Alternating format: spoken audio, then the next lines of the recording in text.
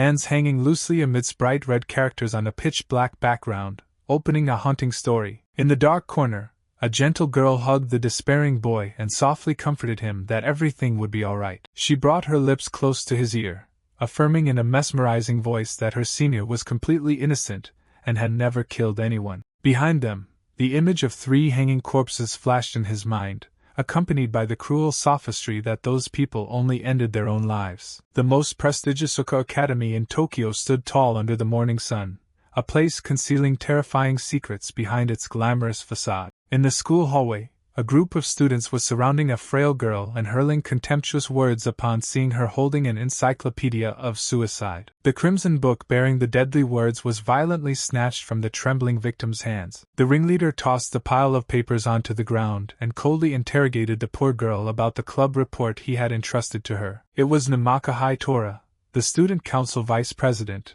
who was smirking and mocking that she still kept the habit of reading this bizarre kind of book. Beside him, Atutera and Naramiya Raiki also showed triumphant faces as they joined in this endless mental torture. Yoruki Maria, the second-year student council secretary, was sitting on the floor with trembling shoulders and stifled sobs of fear. Opposite her was Namaka, smirking in disdain, hurling insults about her pathetic sluggishness, and asking if she felt ashamed to be in the student council's ranks. Surrounding them were the curious, scrutinizing eyes of the crowd watching a good show, making the atmosphere in the hallway even more suffocating. The vice president glared at the weak girl with piercing eyes, clicked his tongue, and said that things were truly beyond saving anymore. He reached his rough hand toward her with malicious intent, threatening to personally tutor her one-on-one and take everything very slowly. Just when the situation was hanging by a thread, another hand suddenly intervened and gripped his wrist tightly, causing Namaka to turn around in shock. The student council president, Kamishiro Hakuya, appeared with a majestic demeanor, calmly declaring that he had already finished handling that report a long time ago. He stood up to shield Maria and turned back to ask her, asserting his authority, leaving the little girl to only gaze at him with eyes full of gratitude. Hakuya continued to humiliate his opponent by asserting that he himself had corrected all the stupid mistakes Namaka had left in the data. He concluded with a stern warning that no matter how slow one works, at least they shouldn't make mistakes, and then coldly ended the argument. Namaka flinched and turned around upon hearing the giggles and sarcastic whispers of the female students right behind him. He ground his teeth with resentful eyes out of anger, the feeling of humiliation causing the vice president's face to flush red like burning fire. Unable to bear the mockery, the ringleader clicked his tongue bitterly and immediately turned and ran away, to the astonishment of his 2 accompanying friends. Right at that moment, the crimson book was unexpectedly returned right before Maria's eyes,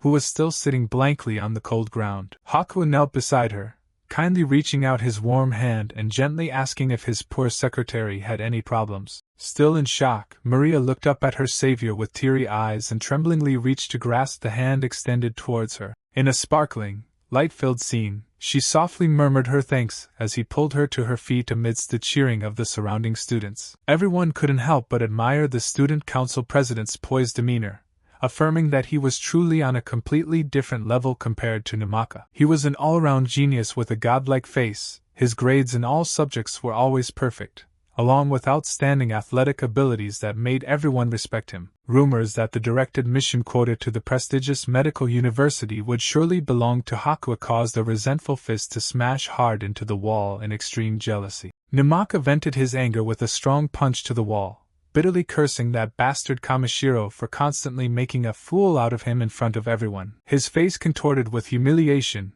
his eyes bloodshot with hatred as he declared that he absolutely could not tolerate his opponent any longer. In contrast to that hatred, Hakuya still walked quietly amidst the praises about his massive family wealth and life in a luxurious mansion. He gave a faint, wry smile upon hearing the word luxurious, then quietly left the school with his own private thoughts hidden behind a calm exterior. The truth gradually unfolded under the quiet night sky.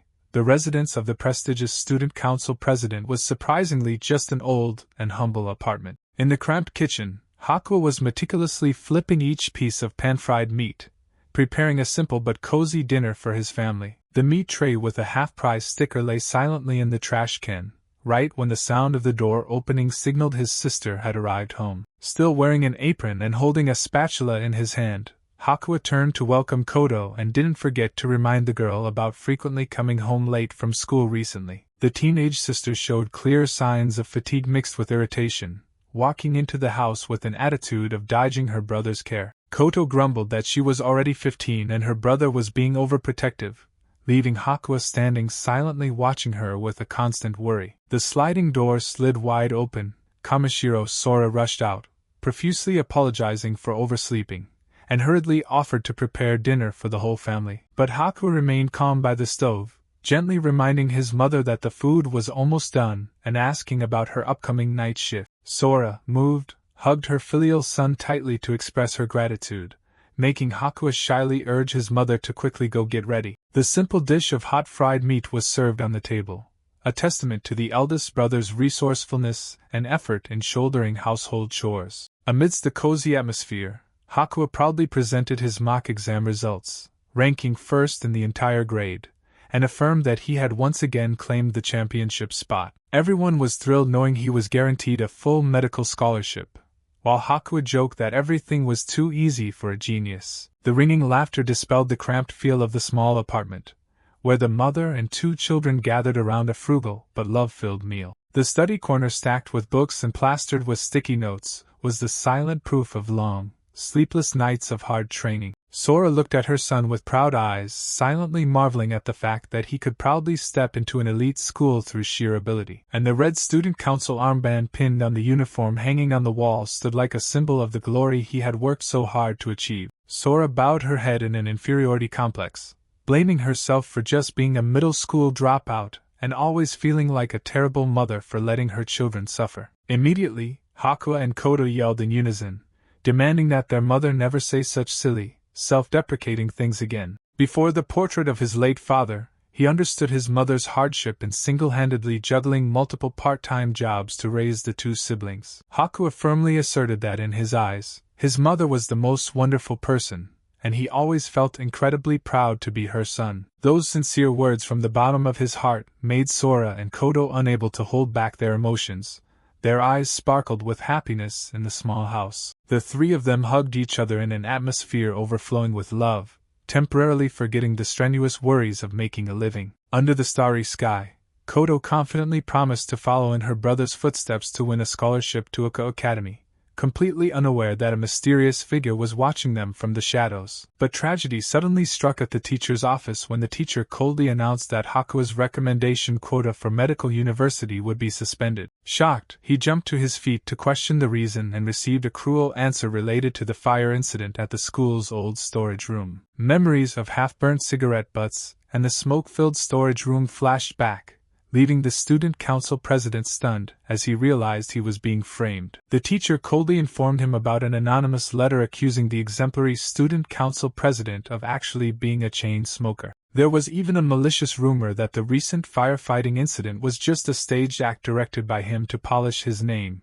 seriously affecting the school's reputation. Hakuya ran frantically down the hallway amidst sarcastic remarks that a genius like him didn't need a recommendation to get into college anyway. He bit his lip tightly in resentment, thinking about how his impoverished family could never bear the massive tuition fees if he lost the scholarship. Intending to find a way to clear everything up, he cautiously pushed open the classroom door where ambiguous whispers were echoing. Striking his eyes was the sight of a crowd of students swarming the bulletin board with expressions full of curiosity and disdain. Plastered on it were photos of his mother accompanied by viciously insulting words, claiming she was just a lowly prostitute. Hakuya was stunned, falling into a deep pit of despair upon realizing those were secret photos from the old workplace his mother had always kept hidden. His eyes became bloodshot with anger, his mind frantically questioning what vicious person had the heart to trample on his family's honor to this extent. He faced the scrutinizing stares of his classmates, clearly feeling the collapse of a bright future in the blink of an eye. Hakuya stood frozen in shock at the classroom door as he was surrounded by friends interrogating whether the horrific rumors about his family were true or not. Prying eyes converged on him, accompanied by malicious questions digging deep into the honor of his long-suffering mother. In a fit of despair, he could only silently explain that it was a story from the distant past when his father passed away and his mother was forced to do everything to raise him. In stark contrast to his pain, A female student flashed a sinister smile and appeared amused when confirming that those dark details were completely true. Fake words of comfort began echoing in the suffocating space, sarcastically claiming that they wouldn't judge any of his mother's jobs. Seeing the victorious reflections of Namaka's gang through the glass door, Hakuya bitterly realized his living hell had officially begun. Humiliating posts began spreading virally on social media, bringing along countless obscene comments targeting even his little sister. With just a mouse click, faceless perpetrators turned his life into a laughingstock for the world with baseless and humiliating accusations. Photos with censored eyes appeared alongside countless sick comments, trampling over all moral boundaries to drag his family down into the mud. Finally, his cherished books being thrown into the trash along with his desk covered in cursed writings marked the dead end of his beautiful student life. Hakuya quietly cleaned off the insulting words on his desk amidst the malicious laughter of his surrounding classmates. His hands trembled violently in resentment, his mind endlessly questioning who had the heart to pull this dirty trick. His eyes grew bloodshot with rage, silently wondering what he had done wrong to suffer such boundless humiliation. The bullying didn't stop at school but also spread out into society, causing his mother to be publicly humiliated and lose the job that fed them. Before the front door riddled with brutal cursing words, the two Hakuya siblings trudged together to erase the hate-filled marks. He choked back tears and apologized for causing his sister to suffer, but Koto brushed it off and affirmed that the perpetrator was the one who had to pay the price. A decisive action broke the gloomy silence, affirming that they would never surrender to this cruel adversity. Koto stood up straight, full of bravery, leaving Hakuya stunned by his sister's maturity and unwavering spirit. The little sister smiled radiantly, resolute that she wouldn't lose to that coward and would definitely reclaim justice for her brother. With a firm declaration to always accompany and help, she officially joined Hakuya in stepping into the arduous battle to uncover the truth. Hakuya was dead silent looking at his sister lying motionless on the hospital bed, surrounded by all sorts of life support machines. He was shocked to hear the bad news that the girl had been hit by a car and luckily a passerby had called an ambulance in time to take her away. Although past the critical stage, Koto remained in a deep coma, and the doctor couldn't confirm when she would wake up. The signs of a brutal assault prior to the accident made Hakuya collapse, blaming himself for being the root cause of all the tragedies. A hospital staff member approached the boy who was sitting with his head bowed on the waiting chair to request a brief talk. When hearing the mention of the massive hospital bills exceeding imagination, he could only blankly gasp out in sheer anxiety and despair. In his sorrowful memories,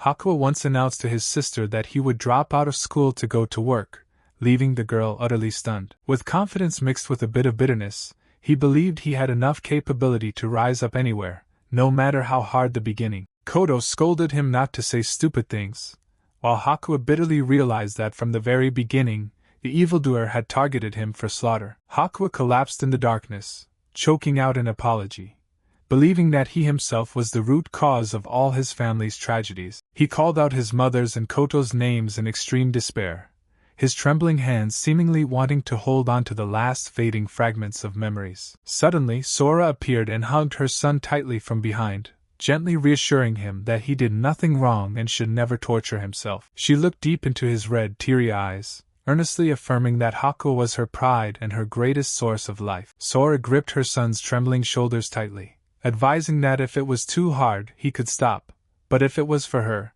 he should bravely keep moving forward until graduation day. She tenderly wiped away his sorrowful tears, smiling and promising that she would shoulder all the upcoming expensive costs for him. The mother's radiant smile was like a painful farewell, marking the last moment of happiness before darkness engulfed everything. The horrifying scene appeared with Sora's body hanging in the middle of the room, leaving an unceasing obsession about a life pushed to a dead end. Looking at the 2 suicide notes left on the table, he was shocked to realize his mother had sacrificed her life just to liberate the future of the 2 siblings. Sora passed away, leaving her son 2 suicide notes and a meager life insurance payout, trading her life to save her children's future. In the silent house, Hakuya tremblingly reached out his pale hand to touch the last pieces of paper containing the warmth of his late mother. One letter confessed she had completely lost all hope in life. The other was heartfelt words sent specifically to her son. He sat in stunned silence reading the tear-soaked dying wishes, apologizing for her foolishness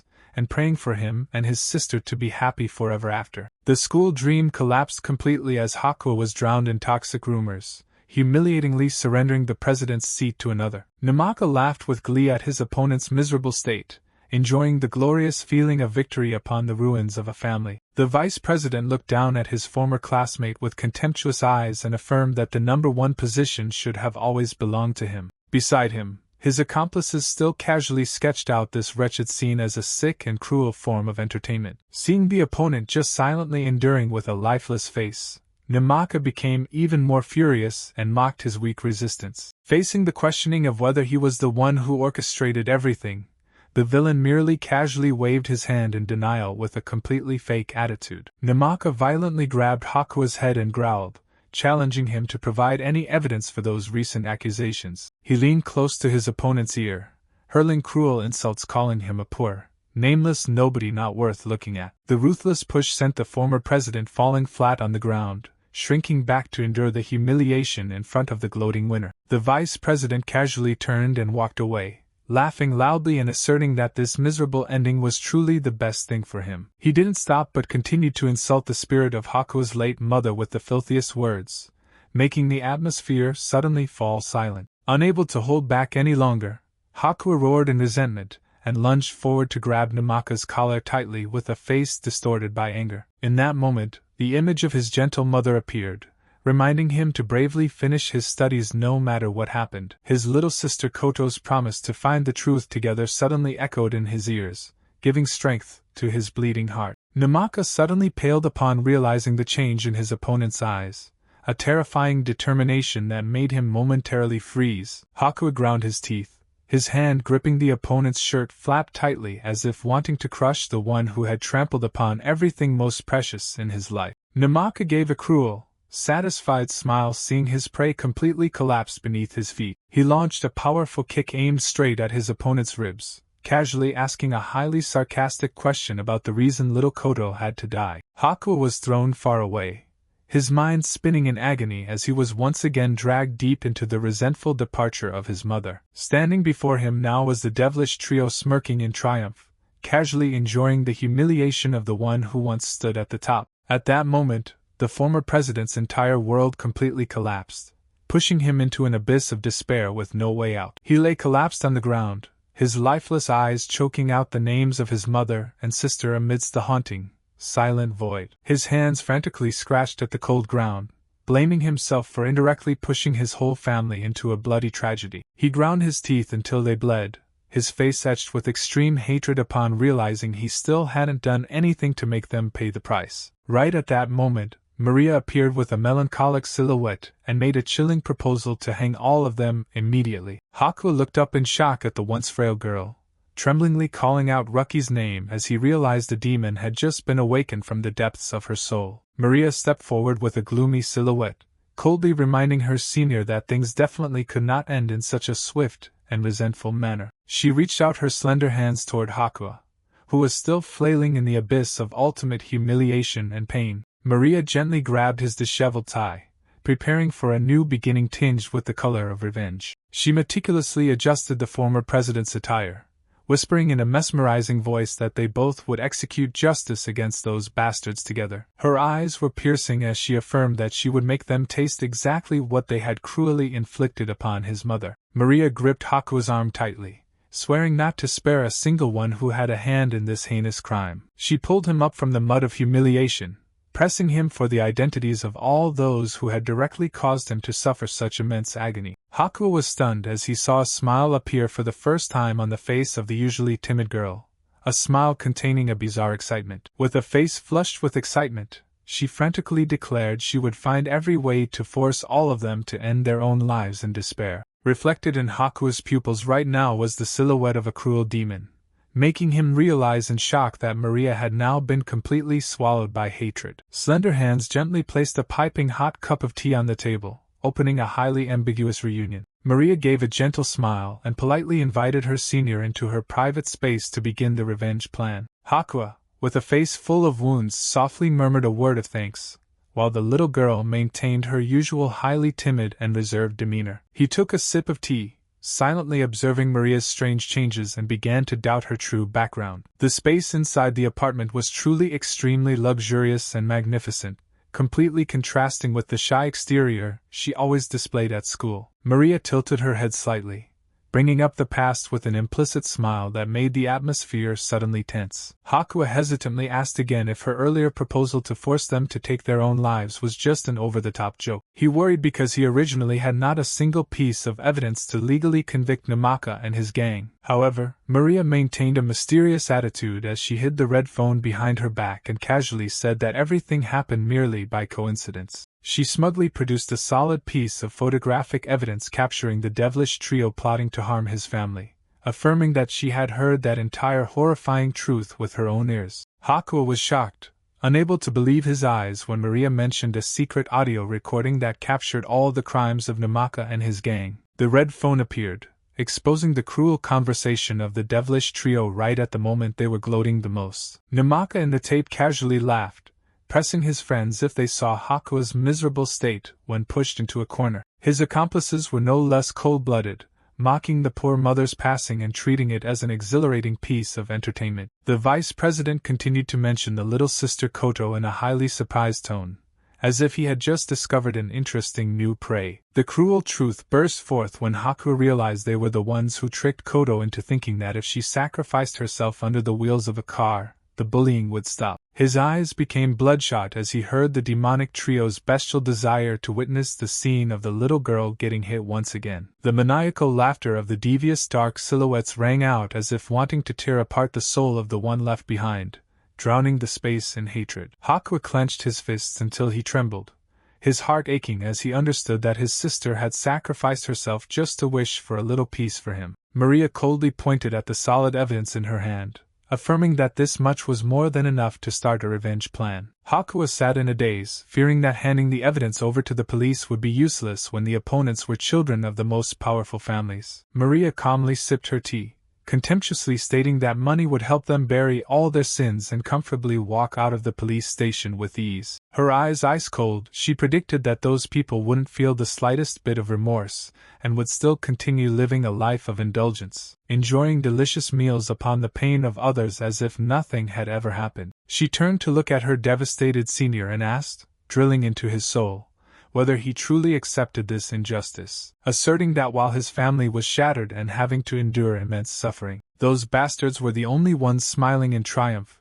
leaving Hakuya choking on his hatred. He jumped up, frantically screaming to ask her what to do now. Was it to rush over and kill them all? Maria gently reached for the sugar bowl, casually reminding him that getting his own hands bloody right now was just a foolish act. She picked up a pure white sugar cube, coldly explaining that he would definitely be caught before he could finish off all three, thereby hinting at a more sinister plot. Maria casually dropped the sugar cubes into the coffee cup, simultaneously coldly declaring a plan to force the opponents to seek their own deaths. She gave a radiant, chilling smile, asserting that if they ended their own lives, this would absolutely not be a murder case. Hakuya shockingly questioned that extreme path, secretly thinking that people only choose suicide when wanting to escape the pain of reality. Maria's hands still rhythmically stirred the tea, casually listing out despairs from loneliness and poverty to humiliation and guilt. Her eyes darkened significantly as she emphasized that death was the ultimate escape to free humans from all spiritual torment. She gently picked up another sugar cube, starting to lecture her senior about the core values that inherently create meaning for each person's life. The sugar cubes stacked on top of each other symbolized work, pride, money, fame, and even sacred emotional bonds. However, Maria coldly added that the more a person pours all their heart and life into those pillars of support, the more dependent they become and unable to live without them. Maria brought the sugar cube to her lips with a smile harboring deep calculations. Finally, when the sugar tower collapsed into pieces right next to the thick black coffee cup, that was exactly when all of a person's reasons to exist completely disappeared. Hakuya silently observed Maria, his wound-covered face clearly showing tension as he waited for the next step of the revenge plan. Maria tilted her head slightly, beginning to lead her senior into a cruel psychological game in a terrifyingly calm voice. She casually dropped another sugar cube into the cup, smiling and affirming that when people lose their most important thing, they will very easily fall out of orbit. Then she strolled towards the large window looking out at the night sky, coldly declaring that the mission for both of them was actually extremely simple. Maria's hand tightly gripped the curtain as if holding the lives of her enemies, determined to strip away everything they had. Her eyes turned toward the haunting, dense black mass in midair, swearing to wipe out down to their very last shred of hope. The first target was Namaka along with his delusional pride alongside certificates of merit. She would make him let go of everything he always clung to. As for Totera, she would find a way to destroy his passion for painting, which was inherently the only thing that defined his value as a person. And as for Naramiya Raiki, Maria destined to shatter her virtual identity on social media, where she always craved the cheers of the crowd. Hakua's reflection in the dark black coffee cup served as an affirmation that once stripped of everything, they would automatically seek out death as a natural consequence. 3 scapegoat dolls bearing the faces of the bullies lay scattered with their eyes crossed out, like an omen of an unavoidable death sentence. Hakua was shocked, thinking that the revenge plan couldn't be that simple, but Maria immediately rebutted with a terrifying confidence. She gave a mysterious smirk, asserting that as long as there was smooth coordination between the two of them, everything was within their grasp. Her eyes drilled into his soul, whispering that now there were only the two of them sharing the same front line. Amidst the suffocating atmosphere, the sound of a message notification rang out, causing Hakua's hands tightly gripping his knees to tremble slightly. Maria casually held out the phone, declaring she would hand over all the evidence data to him and give him the freedom to choose how it ends. Standing at the boundary between resorting to the law or personally executing bloody justice, sweat began to pour down his wound-covered face. Seeing her senior still hesitating, Maria stretched slightly with a tired look and sighed that perhaps her intention to help had been rejected. She walked toward the door, not forgetting to leave a cold message that no matter how hard he tried to turn his back on this bloody truth, with just the flick of a light switch, she firmly asserted she could completely see through the darkest hidden corners within him. Maria silently gazed at the wall covered with everyday photos of Hakua, a secret corner containing an obsessive care. She smirked with an eerie charm, telling herself she would lead him to fall together into the ultimate abyss of hatred and cruelty. Hakua trudged silently through the quiet night,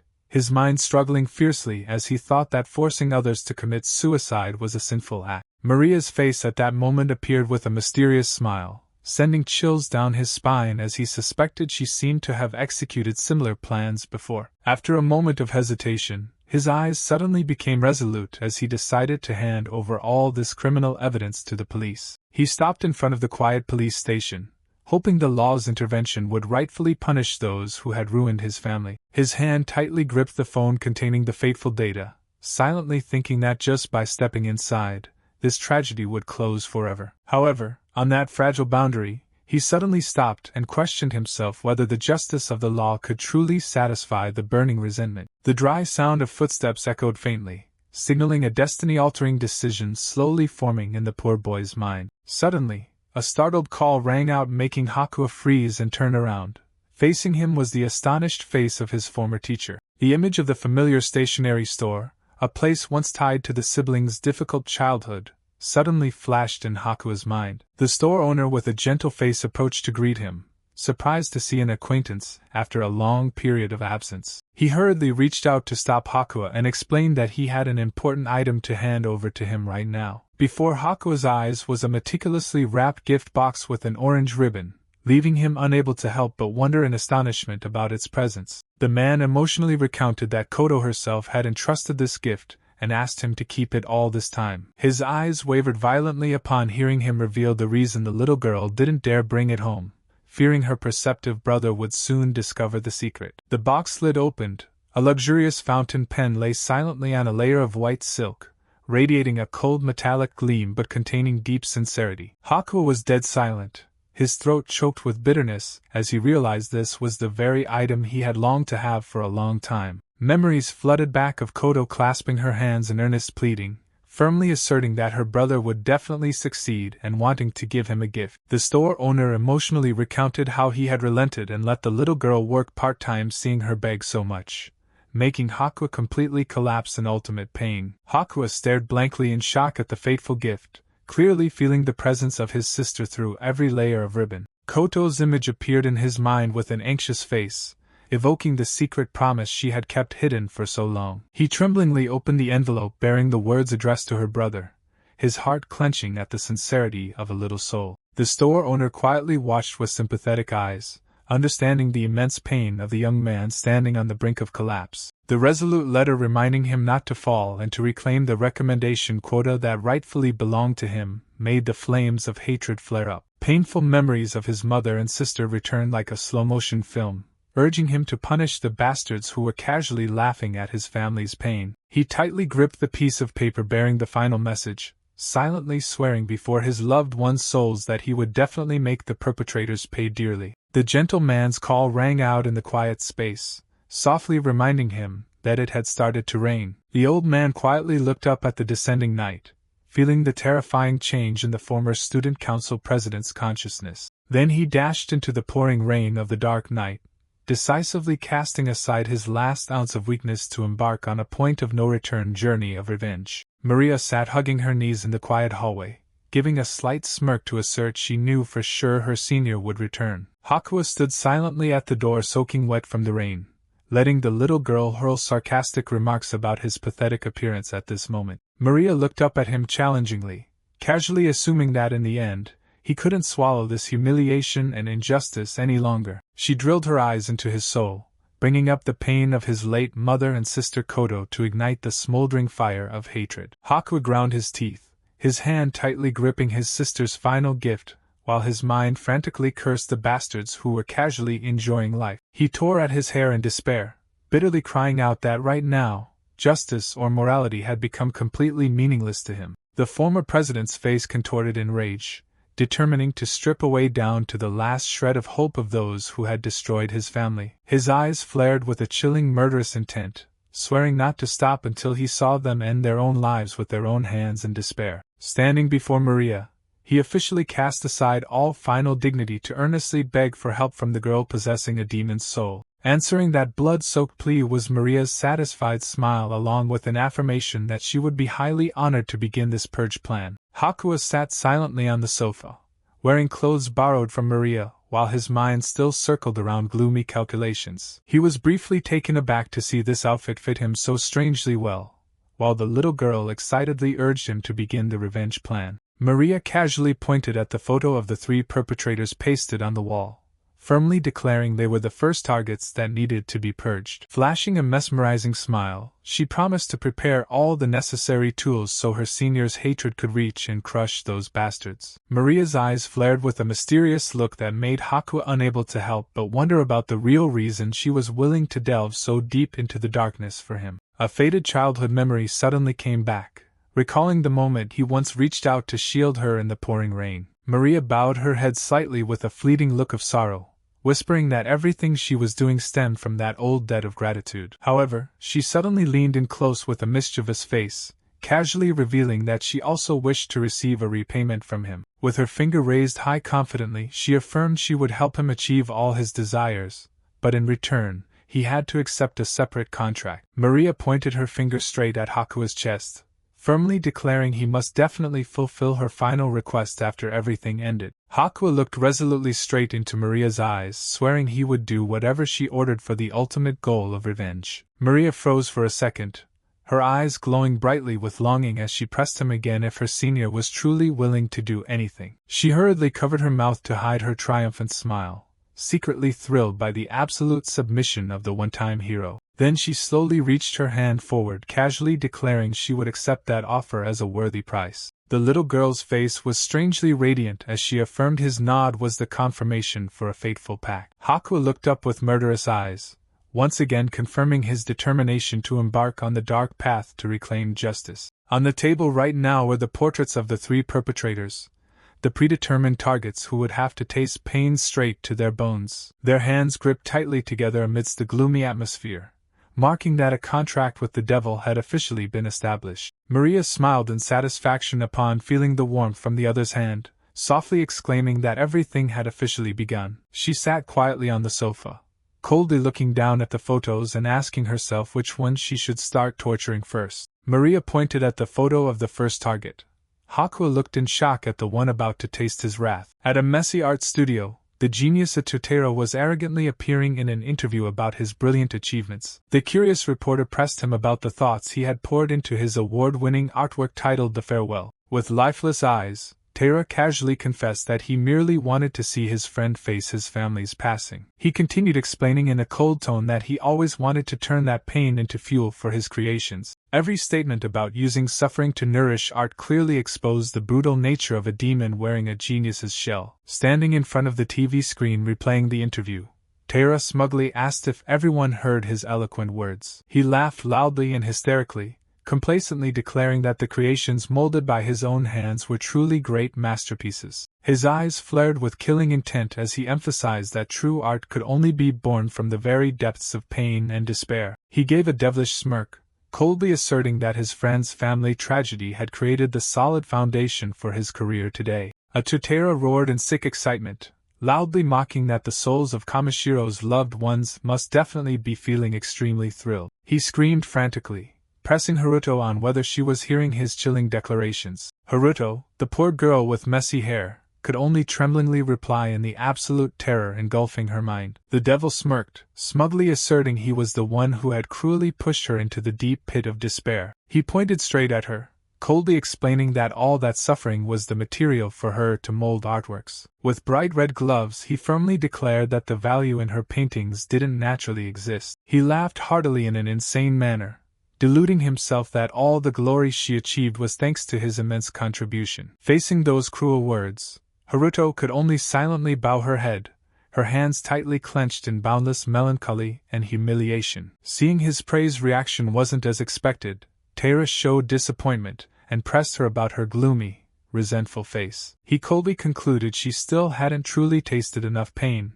then began launching a cruel punishment to drown her deeper into hell. He smirked ruthlessly, his eyes burning with a killing intent, promising to bring a horrifying performance with no escape. The strong lash made the victim groan in pain, while he casually asked for her feelings about the vivid dialogue just now. Standing amidst delusional praises about the genius title, Taira laughed arrogantly, seeing everything proceed exactly according to his sick intentions. On the white page, the portrait of target number 1, Taira, appeared coldly under Hakuya's vengeful pen. The rainy night of April 16th at the Yoruki mansion, a gloomy atmosphere enveloped the discussion about the first perpetrator. Taira emerged with a regal demeanor beside a pile of artworks, hiding his devilish soul beneath the shell of a professional painter. He was actually the son of a large corporation's chairman, owning the massive Atelier Tower and holding absolute power in the art club. Maria brought out an introductory bulletin, exposing his true face as merely a flashy fraud using fame to sell luxury goods. Hakuya quietly observed and secretly despised that this bastard had definitely used his power to force members to buy his family's supplies. Maria meticulously sketched the portrait of the next victim,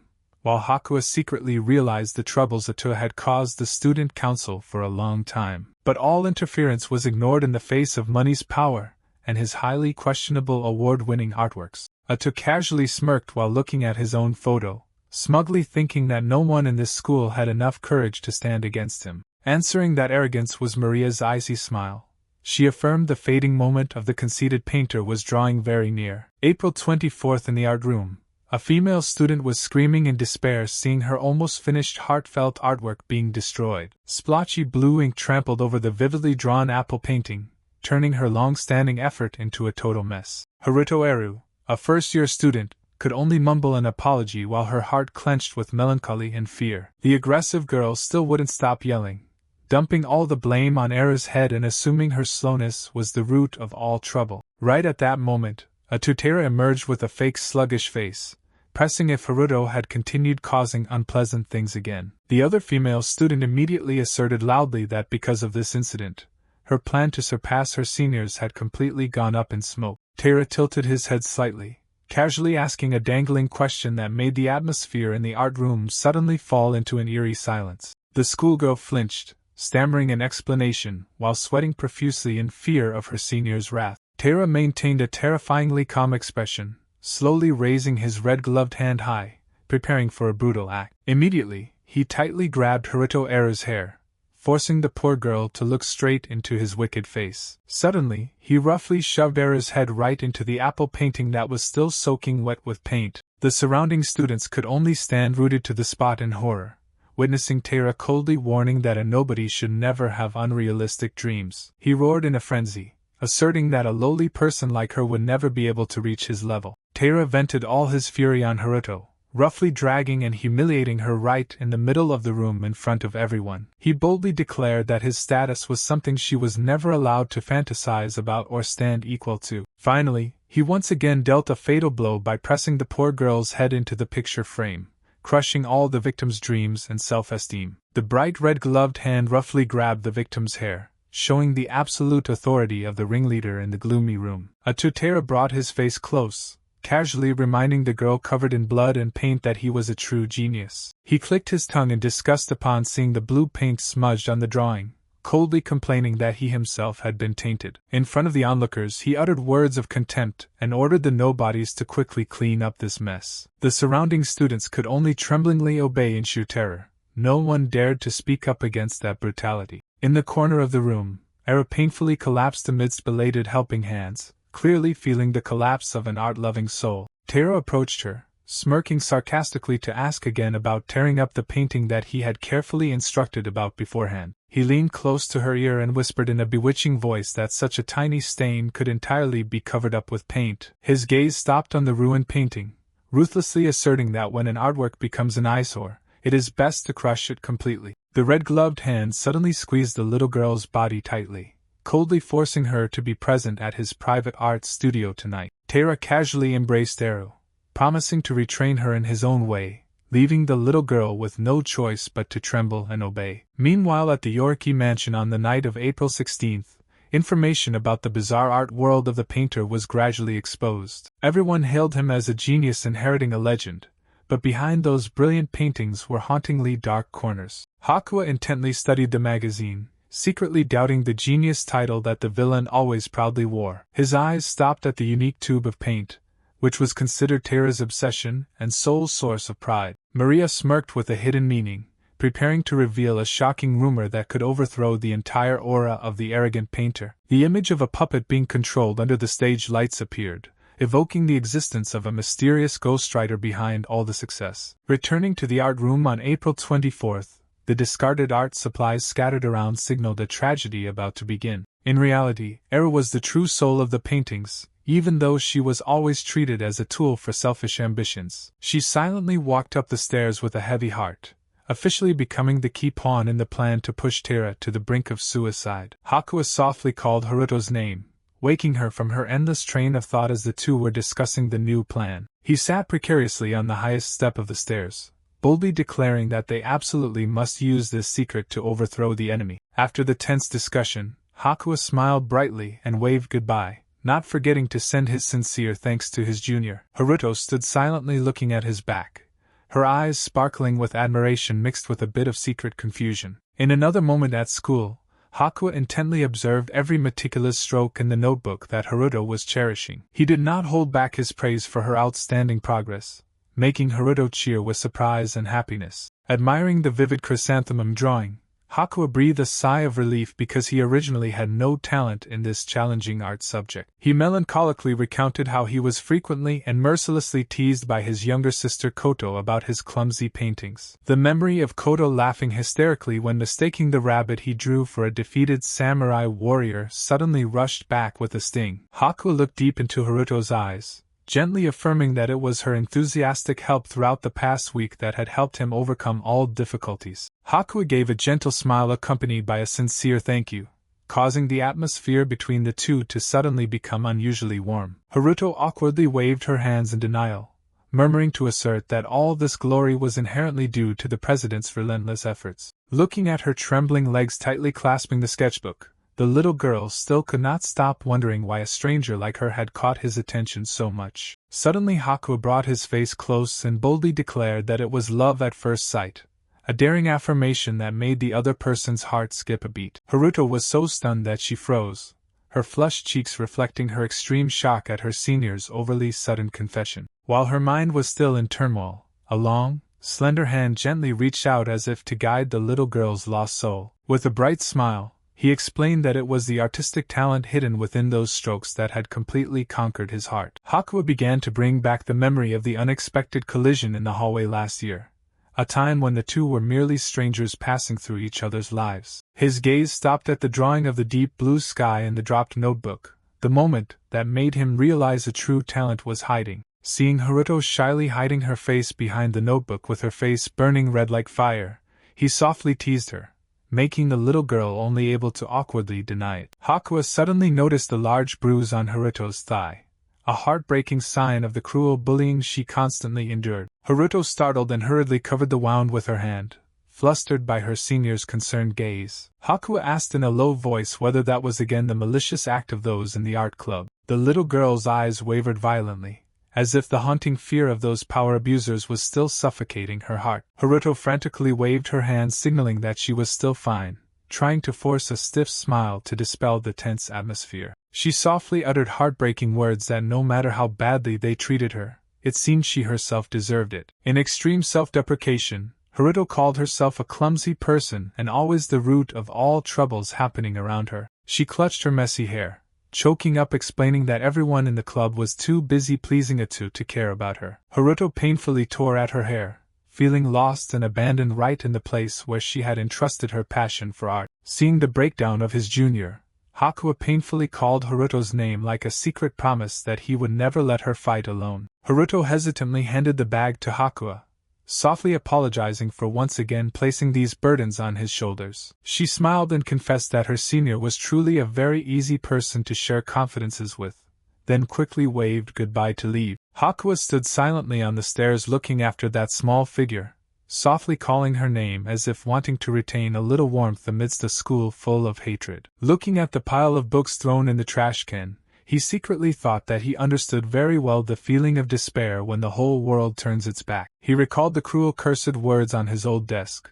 a humiliating part of the past that he himself had also tasted. With a gentle smile, Hakuya affirmed that if things became too much to bear, Haruto could always seek help from him. He gently said that even though he was no longer the student council president, he was still always ready to listen to all her worries. Haruto replied with a radiant smile full of trust, silently accepting the warm offer of the only senior who treated her well. However, from behind the stair railings, a mysterious figure was quietly watching their conversation with unpredictable intentions. Hakuya breathed a soft sigh of relief after giving his kindness, silently walking on his calculation-filled journey to reclaim what was lost. Maria suddenly hugged Hakuya tightly, smiling and whispering that she would personally retrain him to become a sharp weapon of revenge. The senior's brief answer rang out in the empty hallway, concluding a conversation filled with gloomy calculations. Right after that, the little girl casually revealed that she had always secretly hidden in the locker to monitor his every move. Maria handed Hakuya a thick file folder,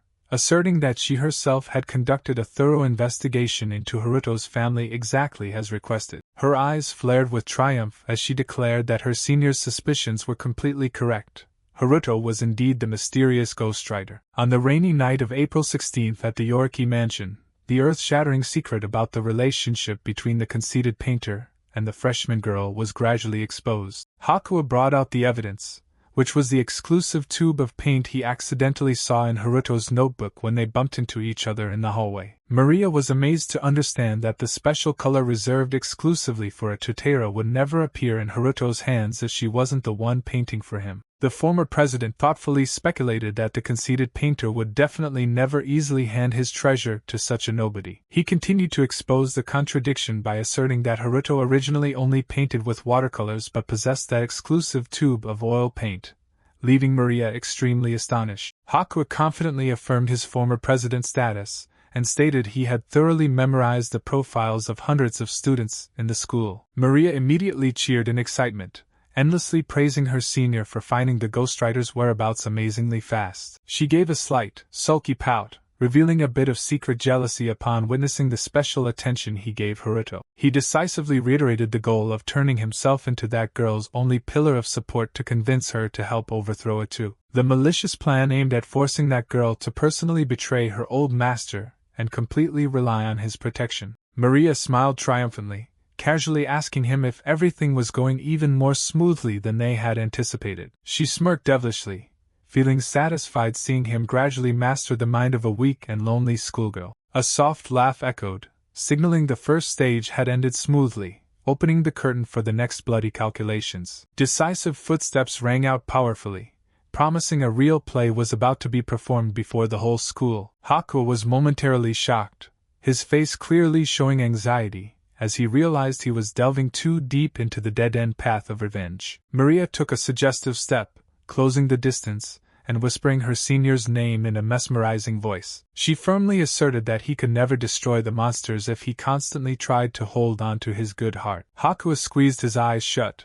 sweat pouring down, while his mind had to endure unceasing psychological shocks. The tape exposed the conversation between Atu and Reiki, revealing the cruel truth that he actually had no grudge against him at all. Atu's voice coldly confessed that he did everything simply because he was looking for a vivid reference for his art. He gave a devilish smirk when confessing his sick excitement at getting to stand and watch a young girl crushed under a car just to serve his madness in the name of a painter, making Hakuya completely collapse. The former president clenched his fists, hatred flaring up like a fire wanting to burn down every last moral barrier. With eyes blazing with killing intent, he firmly declared he would use any means to drag that bastard down to hell with him. Seeing that her senior had truly awakened the demon within, Maria smiled radiantly and uttered a word of highly satisfied praise. Maria looked at Hakuya with bewitching, bright red eyes, softly reassuring him that she would soon help her senior erase all the torments surrounding him. She brushed past him with a terrifyingly calm demeanor,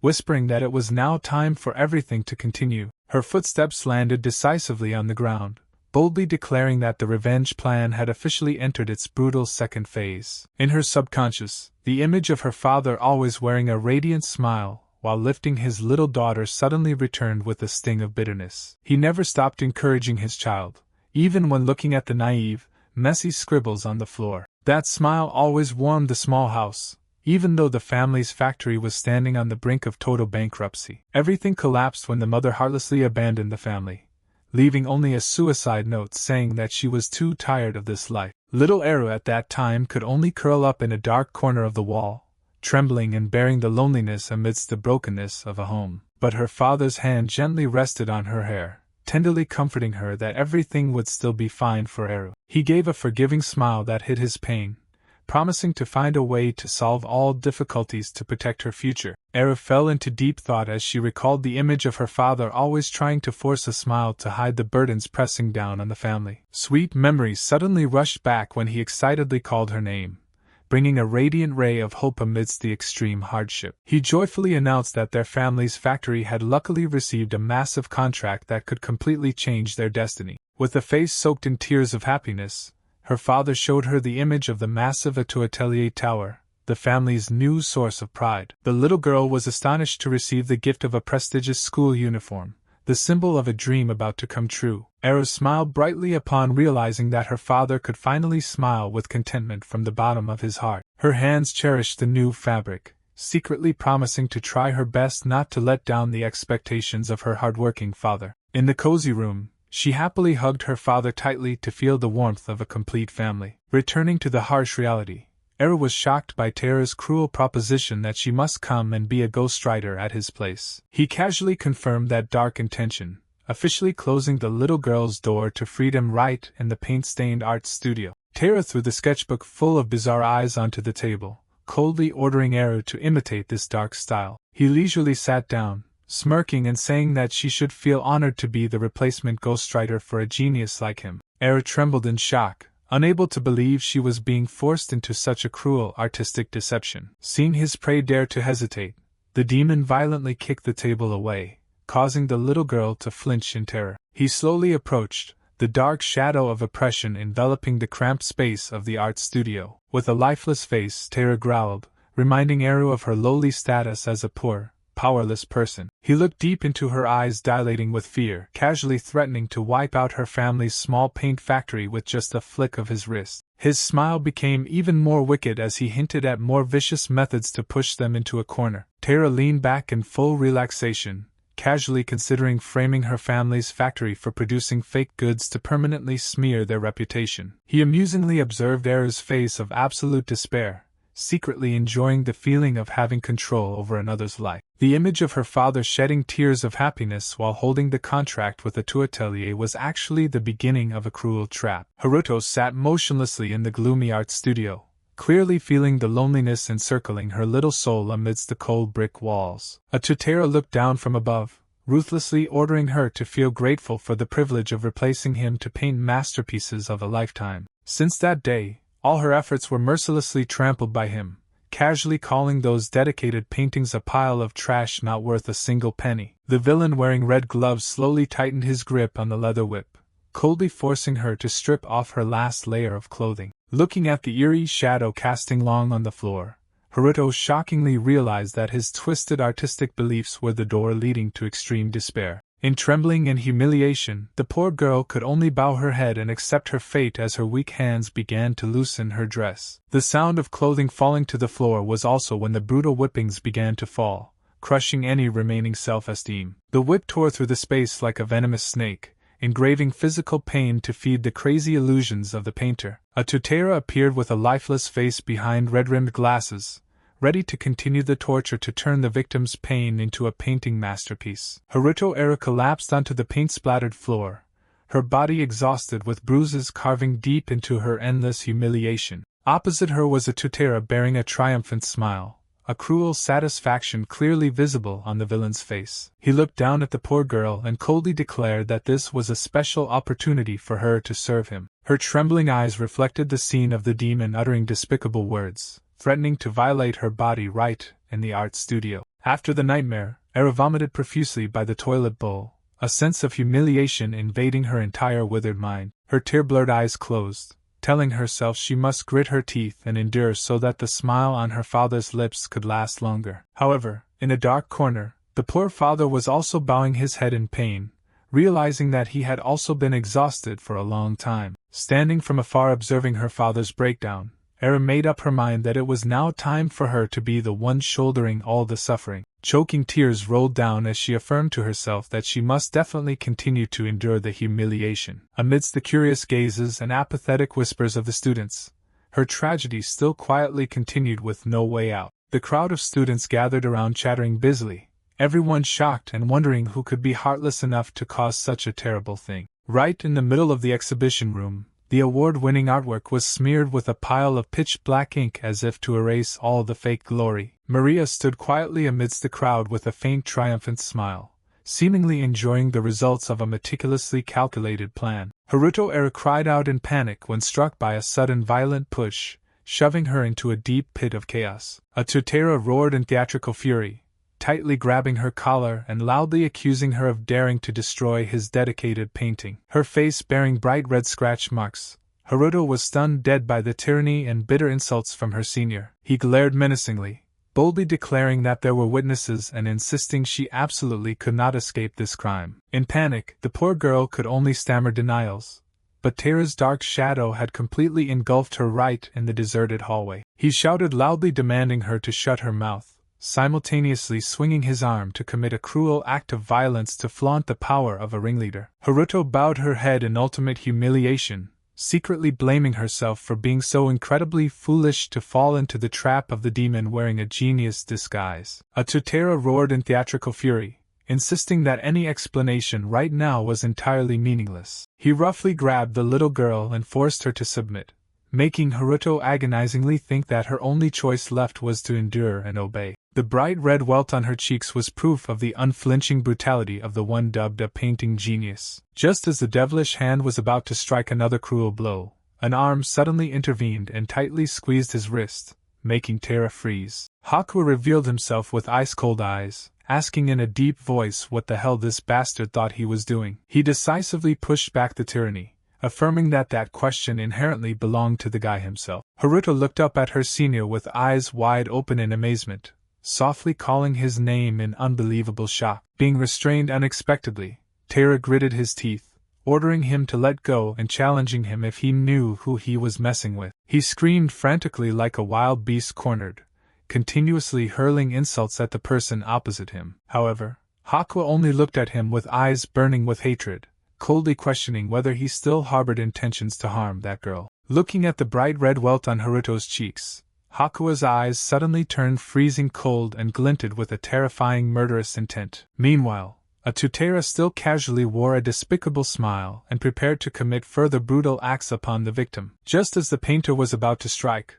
Hakuya unexpectedly intervened by tightly squeezing his red-gloved wrist, causing the villain to halt in pain. Being abruptly restrained, Atu roared in fury and loudly insulted the person opposite him as a bastard who dared to meddle in his affairs. Hakuya looked deep into the other's eyes with a dark expression, coldly questioning whether he still intended to continue harming his junior. Witnessing the awakening of a devil in the senior's soul, Atu trembled in shock as fear began to invade his entire mind. With no other choice, the demon had to back down and beg for forgiveness, promising he would never dare to lay a finger on Haruto ever again. After being released from the vice-like grip, Atu stumbled backward and hastily adjusted his glasses to hide the humiliation he had just tasted. He clicked his tongue in disdain and quickly turned to walk away under Hakuya's icy, uncompromising gaze. Before disappearing, Atu casually pulled up his bright red gloves and secretly muttered a threat that the other person would definitely regret their actions today. Atutera fled for his life,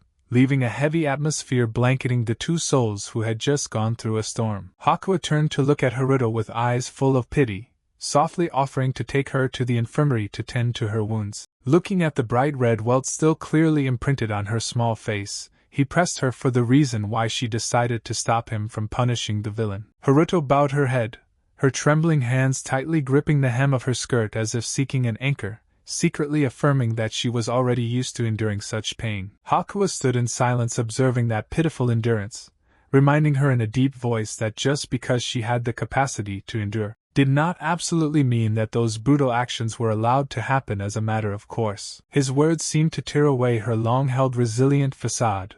Haruto shockingly realized that her heart was already exhausted from overexerting herself. The memory of her father's radiant smile next to the contract with the Atelier returned hauntingly, an invisible chain forcing her to trade away her self-esteem. Choking tears that could no longer be held back quietly fell to the ground like the collapse of a will that had reached its limit. Haruto astoundingly brought her hand up to her tear-soaked face, shocked by the intense flutter in her heart when, for the first time, someone understood her hidden pain. Hakuya gently placed his hand on Haruto's shoulder, opening a sincere and warm conversation. He smiled and embraced the little girl, softly telling her that she now no longer had to force herself to bear the injustice alone. Before her senior's comforting, Haruto could only stand still and feel the protection she had longed for so much. Her eyes welled up with emotion, secretly wondering why a talented person like him could treat her so well. Choking tears rolled down her cheeks that still bore the traces of cruel bullying. Haruto rested her head on Hakuya's shoulder, asking in a choked voice if he was truly willing to listen to all the complaints of a lowly person like her. Amidst the quiet schoolyard, the image of two souls warming each other became incredibly touching. Hakuya nodded in affirmation, his hand gently stroking her hair like a promise of eternal protection. His eyes flared with determination, swearing to become the most solid support for Haruto in every situation. The truth behind it was revealed through the secret file, affirming that Haruto's family paint factory was actually surviving entirely on orders from Atelier. Hakuya was stunned hearing Maria reveal the truth that Haruto could not refuse ghostwriting for Atutera. The little girl bowed her head and explained that the arrogant painter had manipulated her by paying all her tuition fees to keep her by his side as an art slave. Although outwardly under the guise of a scholarship, in reality, it was a chain tying Haruto to his despicable schemes. Hakuya couldn't help but marvel at Maria's profound investigative abilities, but she merely replied casually that it was a trade secret. He continued to press about another special request she had mentioned earlier, and Maria immediately broke into a promising smile. She affirmed that the preparation phase was complete, and tomorrow would be the time for both of them to step into the second phase of the plan together. For the girl with a demonic soul, the upcoming part of the job would become extremely easy compared to what they had been through. Maria held the bucket in her hands, coldly declaring that Ito would have to face the whip of punishment he had created himself. She flashed a hauntingly radiant smile as she began to pour a stream of pitch-black liquid onto the ground, as if wanting to dye all false glory black. Atutera slouched exhaustedly on the sofa, opening up about a proposal as sweet as candy but actually the beginning of a cruel plot. Maria sat opposite with a calm expression, casually recalling how Haruto had ruined the painting and feeling lucky to have a witness for that incident. He smirked slightly behind his red-rimmed glasses, expressing his satisfaction at being able to step in and help his junior, at the right time. His bright red-gloved hand clenching tightly in fury, Anata secretly swore that he would have to retrain Haruto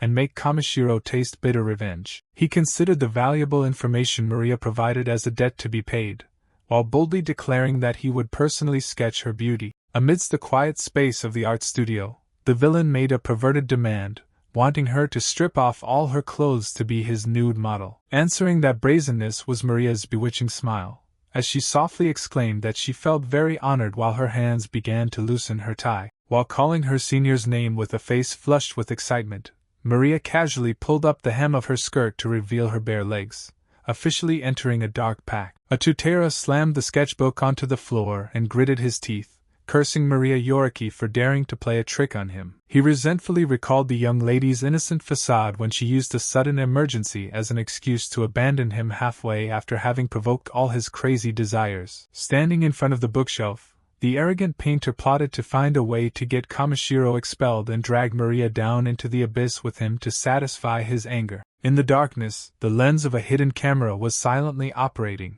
capturing all the dark actions and words of the villain without his knowledge. On the phone screen, notifications about the new artwork named The Overseer were spreading rapidly along with countless praises from the public for Taira. He leisurely strode down the school hallway surrounded by schoolgirls who were constantly marveling at the incredible creation speed of a great master painter. Taira casually affirmed that it was obvious for a genius, even though deep down he was triumphant for forcing Haruto to stay up all night to finish the painting for him. He contemptuously considered those around him as merely nobodies who could never reach his level right as the notification bell rang. With an arrogant smile, Taira confidently assumed that this was definitely another interview invitation for a shining star like him. However, the eyes behind his red-rimmed glasses suddenly shrank in shock upon seeing the terrible content that had just appeared on the phone screen. The post accusing Taira of being a blatant plagiarist was attracting thousands of interactions and becoming the center of criticism online. He screamed in a frenzy seeing the nobodies daring to hurl insults at his title of genius. Images comparing the artworks appeared densely along with sarcastic remarks about how the great painter had now completely run out of ideas. The junior schoolgirl with a bandage on her nose anxiously approached but only received a cold glare and a murderous atmosphere from her senior.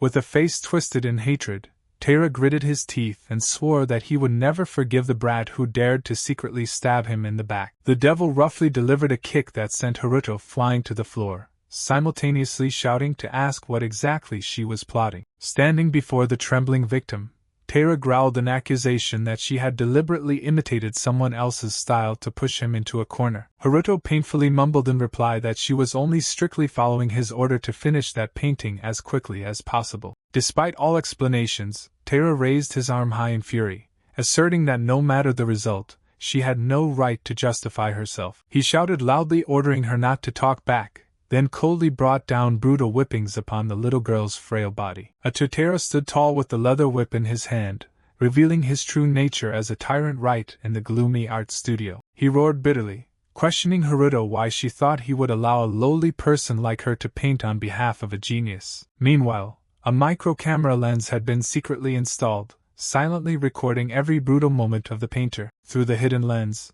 the image of Taira swinging his whip forcefully at the cowering girl on the floor appeared, along with his threat to teach her a proper lesson. That entire horrifying abusive scene was broadcast live onto a computer screen, confirming his goal was to make the victim never dare to resist again. Hakuya and Maria sat together on the sofa watching the results. The young lady smiled triumphantly, affirming that everything was going exactly as planned. Looking at the biography of the legendary painter's share on the table, Maria sarcastically remarked that Taira actually only knew of the most famous artworks. Her bright red eyes glinted with contempt upon realizing the villain was merely a superficial wannabe, understanding nothing about true artistic value. Hakuya coldly concluded that basically, the painter who claimed to be a die-hard fan was just a fake admirer, nothing more, nothing less. Maria joyfully clapped in applause, not forgetting to praise how her senior had skillfully guided Haruto to push Taira into this perfect trap. Hakuya's eyes suddenly dropped with endless torment as he witnessed the revenge plan gradually entering its cruel trajectory. Maria astutely noticed her senior's silence, and softly asked him a question with an innocent smile carrying a hint of scrutiny. Hakuya secretly thought about how he had pushed Haruto into a dangerous situation to gather evidence, even though the girl had voluntarily agreed to this arrangement. Memories flashed back to the scene of Haruto sitting all alone on the stairs, anxiously confirming the plan to provoke the painter with a plagiarized painting. In the quiet space, he had shared about the hidden camera and expressed his concern that this burden would be too much for her, but Haruto decisively interrupted him and asserted that she would definitely carry out this highly risky mission to the very end. With a resolute gaze, she told herself that this was just too small a price to pay in exchange for freedom and escaping Atu's hell. Unexpectedly, the little girl gently tugged at the hem of his shirt, as if wanting to entrust a final wish before stepping into danger. Haruto blushed shyly and softly asked him for a promise that if the plan succeeded, he must definitely give her a lot of praise. Hakuya painfully covered his face in ultimate regret, realizing he had heartlessly exploited the poor girl's trust to serve his personal motives. Hakuya shockingly covered his face, tormented for having heartlessly used Haruto, but Maria intervened just in time and affirmed that his actions were not wrong at all. She gently lifted her senior's face, smiling soothingly that no matter what, the fact that he had saved that girl's life would never change. In the quiet space, Maria continued to pour manipulative words into his ears about how victims always yearn for salvation and he was merely giving them a chance. Hakuya muttered the phrase about a chance for salvation, his eyes gradually darkening as he decided to completely follow the young lady's lead. Maria clapped her hands in excitement, announcing that there was still one final mission she needed him to execute to complete the punishing charade for the arrogant painter. With a terrifyingly excited expression, she reminded him that they must thoroughly use every pawn in their hands, otherwise the entire plan would go to waste. Meanwhile at the art studio, Atutera screamed in a frenzy and violently threw his phone at the painting to vent his anger at being besieged by public opinion. He stumbled down the stairs, trying to reassure himself that if he just released a new masterpiece, the public would immediately forget the plagiarism scandal. However, upon looking down at the living room, Tera suddenly froze at the exhausted silhouette of his powerful father sitting motionlessly with a completely shattered expression. He anxiously approached to ask what was wrong, but only received a desperate call of his name from his father who was painfully covering his face, signaling a disastrous end waiting ahead. A heavy punch from his father along with scolding about a stupid son left Atutera dizzy and tumbling down in astonishment. He roared in extreme fury, shouting to ask why Tera let everything be exposed despite being warned time and time again. Collapsing on the floor, the arrogant painter was shocked to hear his father screaming that this plagiarism scandal could not possibly settle down easily. Suddenly, the father shoved the phone close to his son's face and forcefully ordered him to look carefully at the existing truth. Tera's eyes dilated in terror, sweating profusely as he witnessed something he never expected appearing right before his eyes. On the screen was a hidden video of him brutally abusing Haruto, accompanied by insults about the little girl's lowly status. The father gritted his teeth in agony, declaring that the news had spread everywhere, causing Atu Atelier's stock prices to plummet into a freefall. Tera froze in ultimate despair, while his father continuously pressed him for a way to resolve the disaster he had caused himself. Amidst the chaos, his mind frantically affirmed that Haruto couldn't have done this because he always controlled her very strictly. So who on earth was the one behind it? Tera's face twisted with hatred as Maria's image returned.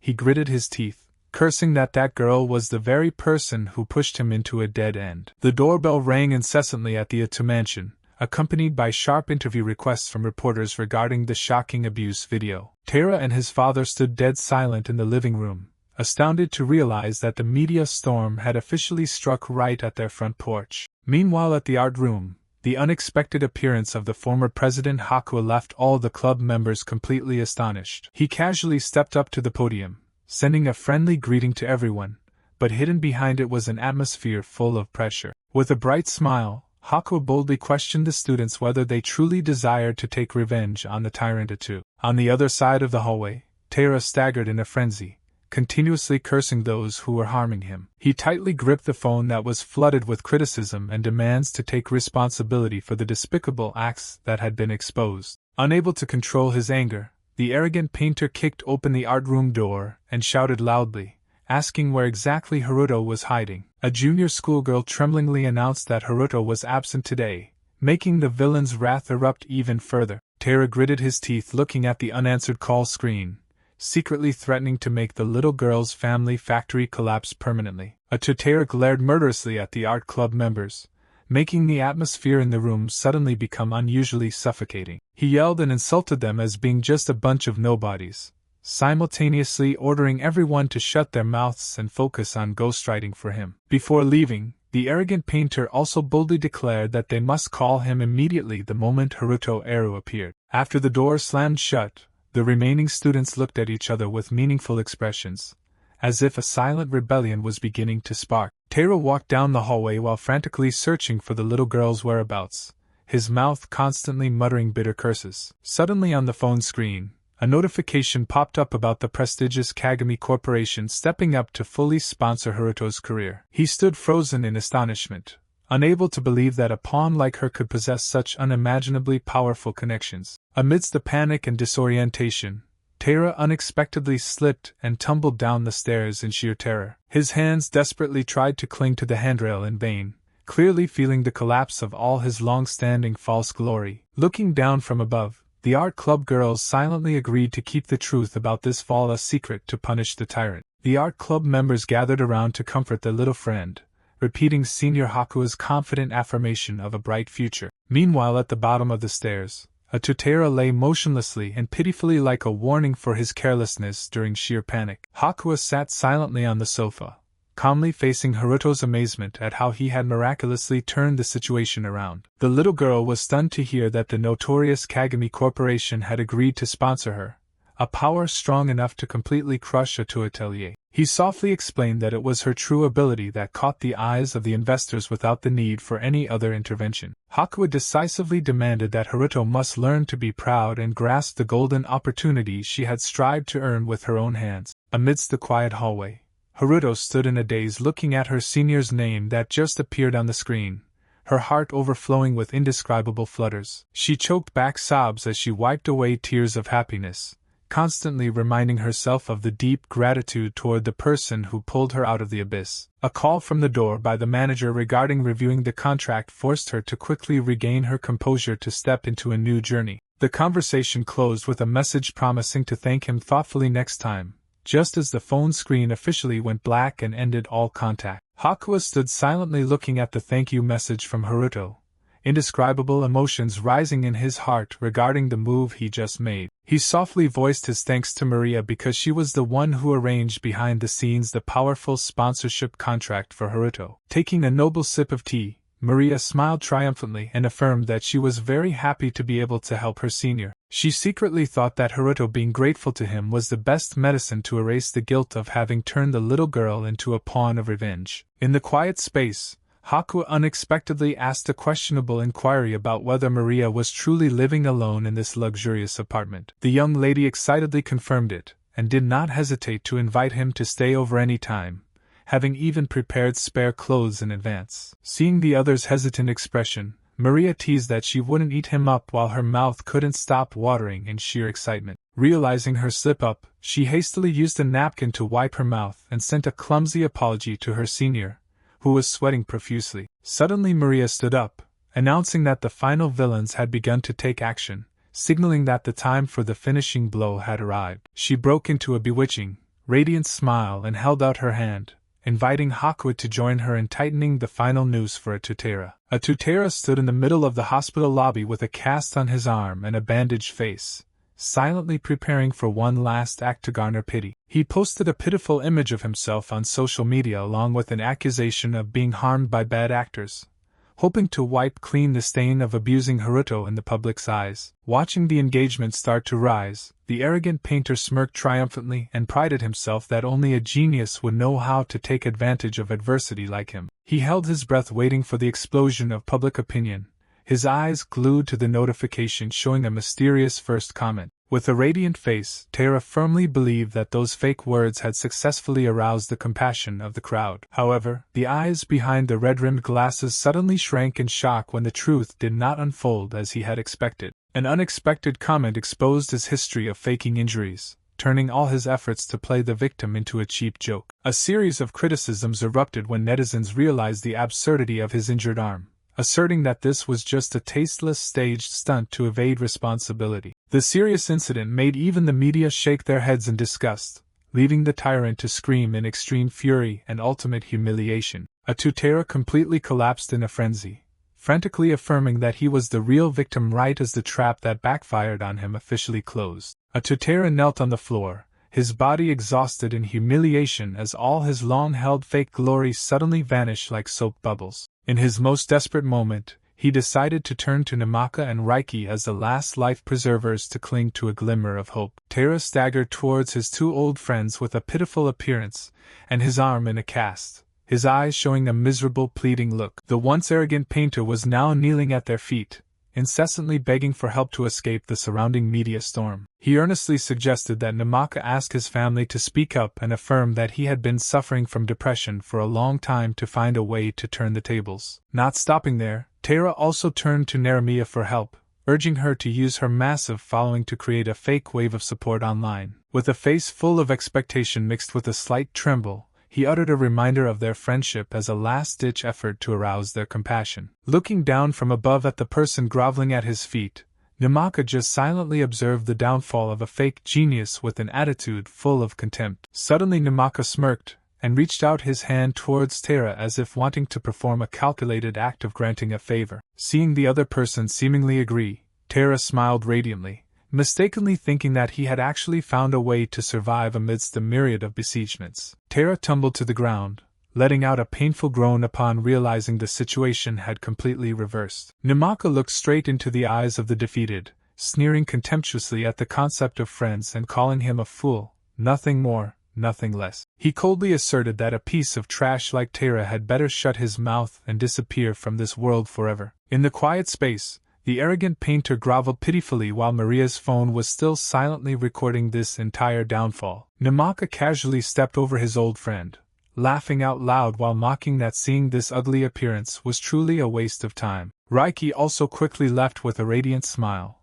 excitedly mentioning a new plan and officially leaving Tera to fend for himself. Left all alone in the dark, Tera panted intensely as his red-gloved hand clung tightly to the wall to seek a final ray of hope. His mind screamed frantically about having to find a way to regain his lost genius reputation, even though all that remained around him were patched bloodstains. Looking at his violently trembling hands, Tera bitterly realized that if he could not turn the tables, he would truly have to face death. Unexpectedly, Hakuya's voice rang out from behind, coldly questioning his opponent's pathetic state like a death sentence pronounced for a soul that was completely rotted. Atutera stood frozen in utter shock, his eyes trembling as his red-gloved hand lightly touched the wound on his completely humiliated face. Opposite him was Hakuya, leisurely enjoying a sense of triumph, coldly questioning whether the fake genius had truly tasted the flavor of extreme despair yet. Atutera looked up at Hakuya in shock, tremblingly asking why he appeared here at this sensitive time. Hakuya smiled coldly,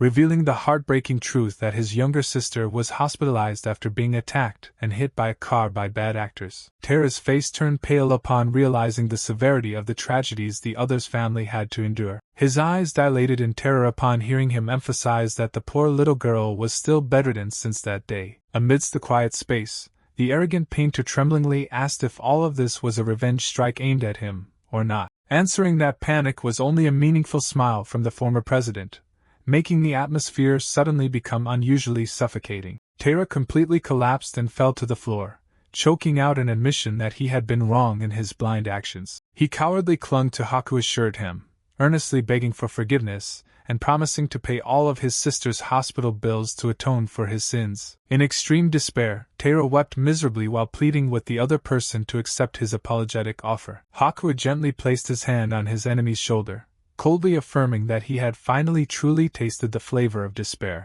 Hakuya gripped Tera's shoulder tightly, coldly ordering him to prove his true ability to him. It was a harsh challenge about whether he had the caliber of a genius to stand on par with the legendary Cher. Under extreme psychological pressure, Tera froze with his eyes filled with confusion and fear of having the truth exposed. He stood alone in front of a giant white canvas, frantically reassuring himself that proving his class was inherently very simple. His bright red-gloved hand gripped the brush tightly, Tera screaming in his mind that he absolutely had to sketch out a genius masterpiece. In his subconscious, the image of sycophants surrounding and praising the chairman's son as a great man suddenly returned hauntingly. He smugly recalled his arrogant youth, when he always believed he was a special person holding both money and power. In the lecture hall, Taira always looked down on the world and asserted that he was completely different from the surrounding nobodies. Standing before award-winning artworks, the arrogant painter secretly enjoyed the feeling of standing at the peak of glory created by himself. The name of Taira was solemnly engraved under each painting as a final affirmation of a reputation built on deceit. Taira stood in a daze before the landscape painting,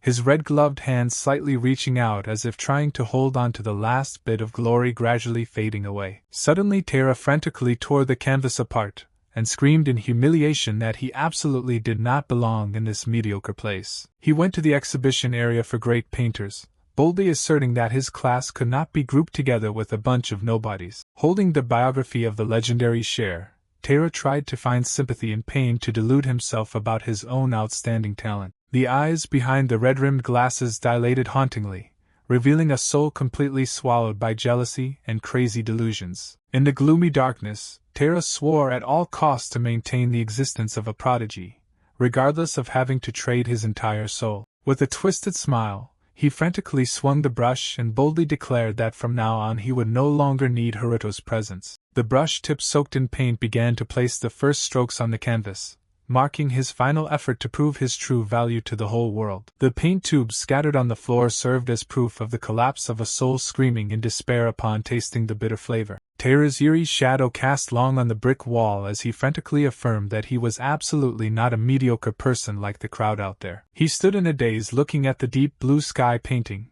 feeling truly small before the harsh truth of his actual talent. Meanwhile at the mansion, Hakuya thoughtfully asked Maria how a challenge to prove one's ability could turn into a suicide. Looking at Taira's pathetic state through the screen, they realized that when a person has lost everything but still only creates mediocre things, he will frantically want to reclaim his genius title at all costs. Taira's red-gloved hand slightly reached out in the darkness as a stubborn affirmation that everything had not truly ended here. With a bewitchingly twisted smile, he firmly held the rope and believed that this was the very moment to begin the most classic masterpiece of his life. He flipped through the pages of books about great painters, frantically searching for something within his reach to complete his final performance. Giggles echoed in the empty room as the arrogant painter's footsteps officially stepped onto the ladder of liberation. Taira casually slipped the noose around his neck and believed that with this act, he would forever be recognized by the world as an artistic prodigy. Taira decisively stepped onto the final rung, his mind frantically screaming that he absolutely had to prove his genius class. Meanwhile, Maria calmly showed Hakuya the book about great painters, asserting that this was the most prodigy-like expression Taira could muster. In the empty art studio, the arrogant painter actually hanged himself in front of the blue sky painting, mistakenly thinking this act would turn him into a true prodigy. The image of a lifeless body dangling in the middle of the room with a toppled ladder was the tragic end to a reputation built on deceit. Maria smirked slightly as she flipped the page about the legendary Cher, secretly affirming that Taira originally had no other choice but to copy his idol's ending. The explanation about Cher's final masterpiece titled Blue Sky suddenly became a harsh death sentence that the villain voluntarily stepped into. At the hospital, Hakuya sat quietly by his sister Koto's hospital bed, his eyes glued to the phone screen flooded with shocking news. The headline about Taira's suicide appeared coldly, making him bitterly realize that under Maria's guidance, the villain had truly paid the price. Amidst the lonely white space, Hakuya admitted he had heartlessly used Haruto and provoked the entire art club to indirectly take a person's life. Looking at the haunting hanged figure of the past, he bitterly concluded that taking another's life was an eternal crime that could never be forgiven. Hakuya stood silently with heavy eyes, clearly feeling the conflict tearing at his soul when thinking about the other's death. He sat with his head bowed by the hospital hallway, secretly admitting he felt terrifyingly relieved when the villain had finally disappeared. Looking at the fountain pen in his pocket, Hakuya berated himself as trash for having used cruel methods to achieve his goals. His gaze stopped on his sister's stuffed bunny, softly uttering a belated apology to Koto amidst the quiet space. The image of the inanimate bunny suddenly became gloomy under the coverage of a mysterious dark shadow silently observing his every move. Maria slightly adjusted her earpiece and sarcastically remarked that her senior was being overly serious about past events. She casually pasted a new photo on the wall, while reminding Hakuya that he should feel happy instead of tormenting himself. Breathing a sigh of relief after finishing her work, Maria satisfyingly looked back at her results in the secret room. The candid close-up photos appeared vividly, recording Hakuya's weakest moments like a collection of pain. Maria smiled passionately in front of the wall covered with images of her beloved, endlessly praising the excellence he had displayed. Maria's hand gently glided over Hakuya's photo, secretly thinking that this senior was still too entangled in useless emotions. She smirked sarcastically about how he had spent too much time just trying to play the role of a decent guy. Maria silently calculated in her head that after Totera's death, there were now exactly 2 final targets left. Her gaze stopped on the notebook named Suicide List, secretly swearing that after everyone disappeared, he himself would have to go with them. Suddenly the young lady cheered excitedly as if just remembering something extremely interesting and important. Maria approached and threw open the wooden closet door, boldly declaring it was now his turn to fulfill her request in return for the recent favors. Amidst the gloomy space, she gave a completely satisfied smile beneath the legs of the newly hanged man, officially reclaiming the debt from her senior. The scene shifted to the image of neatly placed shoes on the porch, starting a piece of memory about someone who had just been fired. The mother scratched her head with a forced smile, confessing that she couldn't stand watching the terrible manager harass the new employee, so she intervened. Hakuya panicked and questioned whether his mother had resorted to violence again, while she merely casually denied that she actually hit anyone. The memory appeared of the mother decisively delivering a powerful kick to the manager to protect her subordinate from harassment. She casually joked that her leg moved on its own, making Hakuya only sigh and advise his mother to gather evidence instead of using her fists. His eyes suddenly became pensive when thinking about Haruto Eru, the girl who seemed to be hiding a deep pain. The mother continued to remind him with a serious face that that little girl was definitely facing extremely serious troubles. She affirmed in a deep voice that in reality,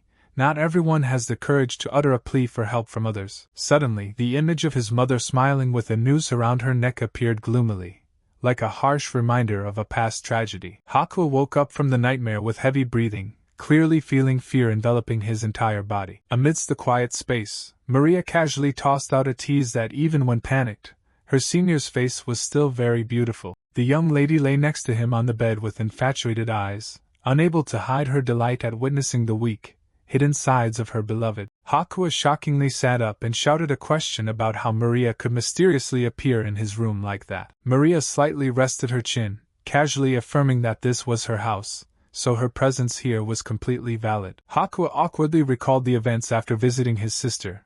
He had unconsciously yielded to the young lady's mysterious invitation. Sweat poured down the senior's face as he clearly felt the suffocating atmosphere engulfing him. Maria smiled radiantly, not forgetting to remind him of the promise to fulfill a special request that he had previously agreed to. She emphasized that it was the deserved price for her dedicated help in the recent revenge plan. Under the psychological pressure from the other, Hakuya could only close his eyes and nod in acknowledgement of this calculated repayment. Maria decisively raised her finger like a declaration of her absolute power in the revenge game. Seeing his anxious face, she laughed in amusement, and reassured him that that single request would be revealed at the appropriate time. Hakuya ruffled his hair in his pajamas, bitterly realizing he had fallen into a trap and was forced to stay overnight in this place fraught with danger. Maria's hand gently ran over the bed mattress, coldly questioning whether her senior's memory had truly fully recovered now. Maria pressed close to Hakuya on the bed with a face full of excitement,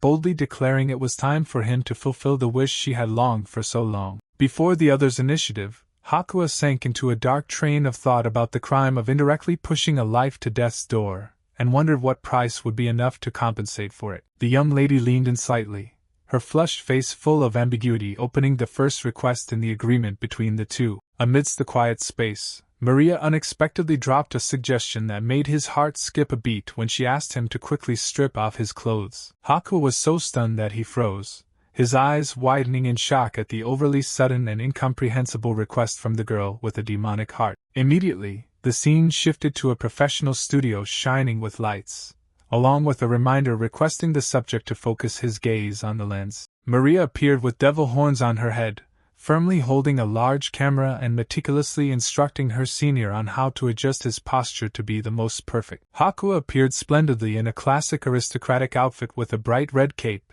completely transformed into a character of sheer authority amidst a vibrant forest of flowers. The young lady frantically snapped away, recording every moment, continuously uttering praises for his beauty while Hakuya was still utterly amazed by this situation. Maria excitedly explained that this was actually just a cosplay photo shoot, while teasing her senior's lack of knowledge about the hit work Fallen War Chronicle. Maria excitedly introduced the hit shonen manga with top-tier characters, leaving Hakuya nodding in astonishment. She asserted that the outfit he was wearing was the embodiment of the male lead after falling into darkness. Maria passionately talked about an angel who accepted becoming a demon to carry out a revenge plan, like a subtle insinuation aimed at her senior. The young lady twirled slightly with full confidence, preparing to reveal her role in this calculated masquerade. With devil horns and a radiant smile, Maria claimed to be the demonic partner walking beside him and pressed him on whether this look was truly attractive. The camera tripod was quickly set up, opening her declaration that the two of them would shoot footage together. Hakuya seemed quite surprised by her passion for cameras, because in his memory, the student council secretary always just buried her head in books. Maria's eyes suddenly flashed a haunting red gleam as she affirmed she always wanted to record everything she truly desired to possess. Looking at Hakuya through the camera lens, she told herself that only getting to admire this beauty once would be an immense waste. Maria excitedly reviewed the photos with him on the computer, cheering in complete satisfaction at the spiritual gift she had just painstakingly created. Maria casually operated the computer, confidently affirming her post-production skills and tactfully praising her senior's beauty. Each light and color adjustment toolbar moved rhythmically under the control of the calculating young lady. She smiled softly looking at the screen and asked for Hakuya's opinion on whether she could publish these photos on social media. Hakuya anxiously gripped the hem of his aristocratic shirt, shockingly questioning whether she truly felt okay with what was happening. In extreme despair, he took the blame upon himself for heartlessly dragging Maria into a cold-blooded murder plan. Maria gave an eerie smile with bright red eyes, casually denying the concept of murder and considering it a liberation. Staring into the endless void, Hakuya blankly muttered about a Tutera's death and endless torment. In the quiet room, Maria held her red phone and asserted they were merely helping the vulnerable like Haruto. She turned to look at Hakuya thoughtfully, softly repeating that their actions were actually a salvation for the little girl. In her provocative devil costume, Maria inched closer to her senior on the sofa, signaling a new chapter of the revenge game was about to begin. Maria pressed close to Hakuya, whispering that he could become a worse person since they were alone, while provocatively asking why he still wasn't planning to do anything to her. Hakuya softly called her name with a strictly serious face, signaling a sudden change in the senior's attitude. He looked straight into Maria's eyes and asked a very direct question that made her heart skip a beat about whether she truly liked him or not. Maria was so stunned that she froze, the smile on her lips suddenly stiffening at the other's overly unexpected and straightforward question. The young lady's face instantly flushed red like catching fire. She awkwardly explained in the extreme embarrassment taking over her mind. With swirling eyes, she stuttered affirming he was her absolute idol, the only true love she always desired to have. Hakuya stayed silent for a moment, his eyes heavy with worry as he thought about the genuine feelings that were just exposed. With a melancholic face, he softly apologized for having heartlessly used Maria's sincere feelings to achieve his revenge goal. Maria looked at him with a shocked face, as if her soul was severely shaken by her beloved's tormented confession. Suddenly, she froze looking at the phone screen, her eyes clearly showing terror upon realizing a new incident had just struck. Hakuya was surprised to see Maria secretly taking pictures of him, while the young lady merely casually considered his recent expression to be too precious. He froze with a fully confused face, seemingly still unable to adapt to the bizarre hobbies of his demonic-minded partner. Maria excitedly prepared for the next cosplay session, affirming she was just doing things she liked and would personally help him change his appearance. She flipped through websites guiding men's beauty, proving she had put a lot of effort into researching to become a true expert. The next target appeared on the screen as Reikuin, someone who always showed off makeup tips along with a contemptuous attitude towards those with modest looks. A mouse click opened a highly condescending video, where the villain casually hurled insults at those he called losers. He felt smug before the praises about his high-class appearance, silently ordering the crowd to worship him like a god of the beauty world. In the clip, Reiki boldly laid out a rule forbidding the use of cheap cosmetics to be worthy of the fake glory he was holding. In real life, The arrogant hot boy was enjoying a luxurious life alongside young girls and constantly deluded himself about his so-called national treasure face. He looked down at the woman submitting at his feet with full contempt, asserting that compared to his greatness, she was just a broken freak. The poor girl knelt on the floor with a bloody face, sobbing about having accepted plastic surgery to get the exact appearance of Raekwon's taste. However, the villain coldly delivered a crushing kick to the victim's face,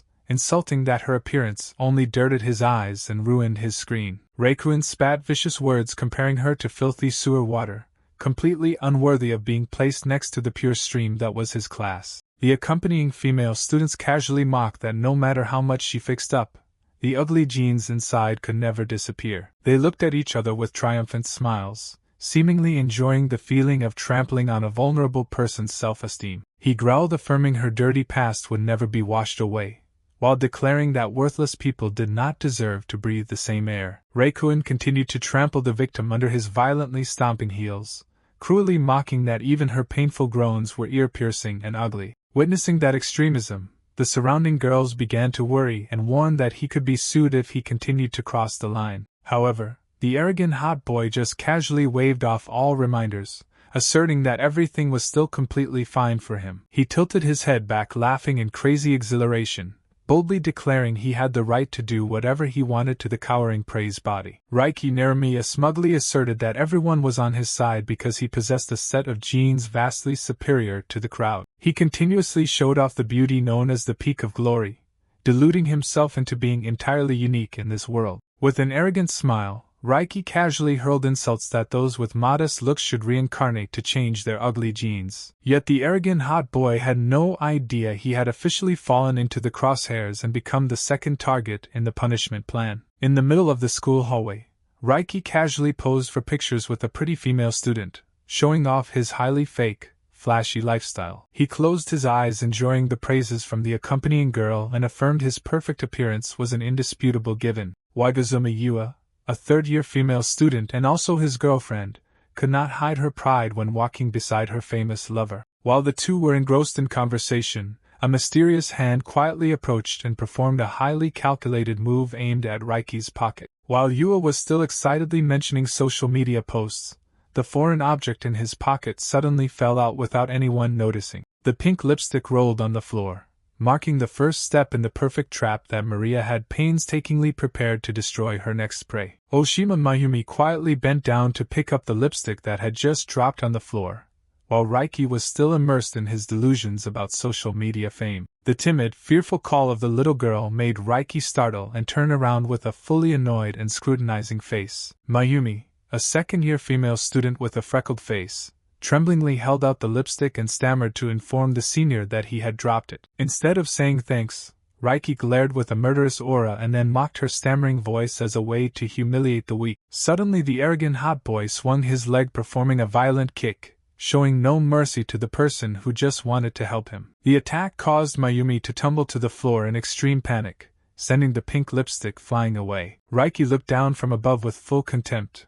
He growled, demanding her not to bring that ugly face closer because it was dirtying his eyes. Faced with such excessive cruelty, Mayumi could only stand dead silent in humiliation, sweat pouring down as she clearly felt the collapse of her self-esteem. Raiki's twisted face reflected through the victim's glasses along with harsh insults about a broken gene pool unworthy of appearing in public. Yua, standing nearby, casually dropped sarcastic remarks about Mayumi's ugliness, making Raiki laugh in delight as the two enjoyed this sick pastime together. Raiki scolded Yua as an idiot for overstating, while he still continuously vented his anger on the poor girl trembling at his feet. Mayumi could only bow her head, sobbing, her choked-up apologies completely cut off by the senior's tyranny before she could even finish them. The arrogant hot boy coldly gripped the water cup in his hand, growling to order the victim to shut her mouth immediately. He cruelly poured all the dirty liquid onto Mayumi's head, simultaneously insulting that her breath was the foul stench staining the surrounding space. With a twisted face full of contempt, Raiki called her a pig and coldly demanded the victim not be allowed to take another breath. The cup was crushed and thrown away with full disdain, proving the ruthless trampling on a person's self-esteem. The male students standing watching began to feel concerned, but the fear of being smeared by Reiki on social media made them merely remind each other not to foolishly intervene. However, the villain completely didn't know that his entire despicable behavior was caught in the camera lens of someone silently observing from afar. He tightly gripped the phone in his hand with a highly decisive face, officially kicking off the hunt for the sinner named Reiki Naramiya. Hakuya's hand gripped the phone tightly, secretly confirming that all evidence of Reiki's depraved behavior rested fully in the palm of his hand. Under the gloomy night sky, the Naramiya family's extravagant mansion emerged like a fortress hiding the hot boy's most disgusting secrets. Reiki Naramiya, someone possessing over 1 million followers on social media, was complacently showing off his highly fake beauty expert title. He built the image of a sharp-tongued narcissist, but in reality was a demon who specialized in trampling on those with modest looks. With lipstick in hand, Reiki casually promised to change his fans' appearances, but hidden behind that were extremely venomous insults. He skillfully played the role of someone who knew how to listen and care to attract a large number of female fans, creating a perfect cover for his perverted nature. Thanks to a face called God Tier, Reiki easily manipulated psychology and became the center of attention for the youth. However, behind the brilliant halo were incredibly filthy, debauched gatherings where he satisfied his most sickening desires. The image of Reiki ruthlessly abusing fans was the most solid evidence of the ultimate crime of someone with a demonic mind. He casually laughed and gave the middle finger to the screen, ignoring all rumors and criticisms, as if he stood above all human morality. Maria cleverly concluded that Naramiya Reiki was actually just a piece of trash obsessed with his looks and specialized in using violence. Seeing Hakuya amazed when she unexpectedly put on glasses, the young lady casually teased whether she became cuter when she was concentrating. The discussion shifted to Wagazuma Yua, a beautiful model and also the girlfriend of the targeted guy. Hakuya thoughtfully flipped through the files, secretly despising Reiki's rotten nature for daring to deceive his own lover to carry out despicable acts. He decisively affirmed that the very internal rot would make the arrogant hot boy easier to defeat than ever. Maria gave a mysterious smile and boldly declared she would personally be present at the fan meeting this weekend to execute justice. Hakuya shockingly exclaimed in astonishment at the reckless decision of the girl with the demonic mind. He hurriedly spoke up to stop her, afraid that Reiki would go crazy and attack her just like how he had done to other victims. Maria coldly reminded her senior that he himself had also once let Haruto embark on an incredibly risky and dangerous role. Those words were like a knife stabbing into a fatal spot, leaving Hakuya completely stunned in torment over the pawns he had used. Hakuya brought his face close to Maria's with a cold look, reminding her in a stern voice that he had already warned her about the cruelty of this plan. He sat opposite her with a resolute attitude, asserting that they would exploit anything they could to the very end, including himself. Hakuya wavered for a moment, his eyes filled with anxiety as he secretly admitted that perhaps Maria's assessments all along were completely accurate. But the image of his younger sister Koto lying motionless on the hospital bed, surrounded by ventilators, suddenly flashed back, like a knife cutting through his heart and stopping him from quitting. Just as he was about to press the confirmation button on the red phone to sign the agreement, an unexpected impact caused the device to fall to the floor. Immediately, Hakuya spun around and tightly grabbed Maria's wrist with a highly vigilant look to stop the reckless action she was about to take. Maria looked up at him through her glasses with a determined gaze, coldly uttering a firm refusal to her senior's interference. Hakuya shouted in ultimate rage, declaring that he would never let her bear such a life-threatening risk. Maria's eyes suddenly flashed an enchanting red color when she heard him confess that he couldn't afford to lose her because she was an important pawn to restrain Namaka. Faced with such a possessive confession,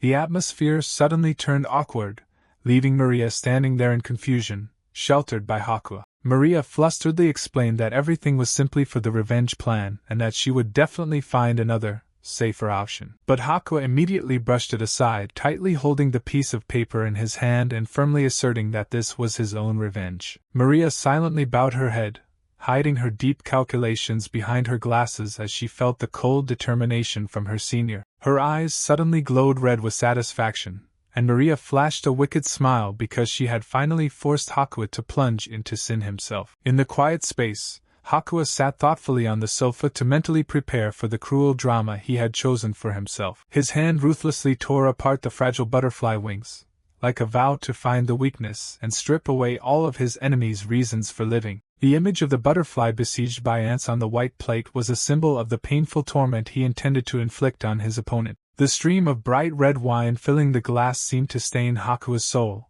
backing the target into a corner towards suicide while his mind was already consumed by murderous intent. Hakuya tightened his grip on the sharp knife in his hand, secretly asserting that once darkness took over, his troublesome conscience would completely vanish. Maria quietly stood behind his back with a mysterious smile, telling herself that as long as this flame of hatred was maintained, she could turn him into a true villain. Maria smirked meaningfully, softly uttering an implicit exclamation about the shift in her senior's psychology. She looked at Hakuya with an affectionate gaze but didn't forget to tease him that he was truly a very difficult and demanding person to please. A few days later at a luxurious villa, Naramiya Raiki was leisurely relaxing on an expensive sofa, completely unaware that disaster was about to strike. He sat there casually with a playboy appearance, completely off guard against the sudden appearance of a figure from behind. Suddenly, his girlfriend Yua rushed over with a panicked face, holding out her phone and urging Raiki to quickly check the shocking news that had just surfaced. It was the secretly recorded video of Raiki insulting the poor schoolgirl that had leaked and was spreading at breakneck speed on social media. The hot boy's face suddenly turned pale. He gasped in shock as he saw the definitive evidence of his misdeed. Yua anxiously announced that the comment section was exploding furiously, with everyone focusing on the moment he insulted the girl who picked up the lipstick for him. Raiki's pupils contracted in utter terror, and he screamed in his mind that this absolutely could not be happening. While Yua was still dazed by her boyfriend's attitude, Raiki gritted his teeth and secretly cursed his stupid girlfriend for bringing this news to disturb him. Raiki casually stretched as if nothing had happened, confidently asserting that no one would bother to care about such a minor video. His eyes gleamed with cruelty, as he casually thought that ugly people deserving to die was something everyone secretly thought in their minds. He began to carefully analyze the camera angle inside the school building and realized that the secret recorder must be a student, with a method extremely similar to Itu's case. Staring at the phone screen, Raiki secretly questioned whether someone was intentionally trying to drag his reputation down into the mud. An enchanting smile widened on the hot boy's lips, signaling a cruel retaliation plot gradually forming in his mind. Raiki boastfully declared that he would have to teach that person a lesson they would never forget, to show the whole world the price to pay for daring to cross him. Immediately, Yua appeared with a pitiful face and offered a fabricated reason that Raiki was just panicking because he was facing a stalker. The comment sections began to divide fiercely. Alongside skepticism were a series of blind defenses claiming that the idol was not at fault at all. Amidst the quiet space of the dark night, Raiki contemptuously called his fans brainless fools and couldn't help but be amused to see how ridiculously gullible they were. He lay stretched out on the large bed, casually mocking ugly people who had no rights to begin with, viewing their misery as a matter of course. Yua worried that the public still had many doubts, but Raiki casually dismissed it, saying the crowd was too stupid and only she was clear-sighted. She advised him to just ignore it all, while asserting that if they were sued, they would only need to use money to cover up all misdeeds. He was triumphant over the millions of interactions, secretly thinking that the controversy would only help him gain more virtual fame. Yua was lost in thought for a moment as she looked into space, seemingly sensing the madness growing inside her lover's mind. Immediately, she flashed a radiant smile and hailed Raiki as a true genius with calculations no one could ever anticipate. Raiki suddenly brought up the fact that Yua had filmed on that day, causing the young girl to start searching for old data files on her phone. He roughly snatched the device from Yua's hand despite her protests, eager to check the evidence she was holding. The hot boy's face suddenly turned frighteningly cold as he stared intently at the screen to confirm a new plot. He smirked with sheer cruelty, vowing to end it all and prove to everyone who truly stood at the top. In the desolate classroom space, Hakuya's figure sat motionless like a pause before the storm of revenge truly struck. Online newspapers simultaneously reported on the suspicion of whether Naramiya Raiki was a bully, causing the public to stir. Hakuya intently followed the news, secretly worried to see people gradually taking Naramiya's side due to rumors that the victim was a stalker. He sat quietly with a lonely back in the middle of the room, bitterly realizing that the demon still seemed completely unharmed. Right then, Naramiya suddenly appeared from behind and loudly declared that it was the article written about himself. He turned to look at Hakuya with a defiant look, casually mocking that this small scandal was gradually dying down in a tedious manner.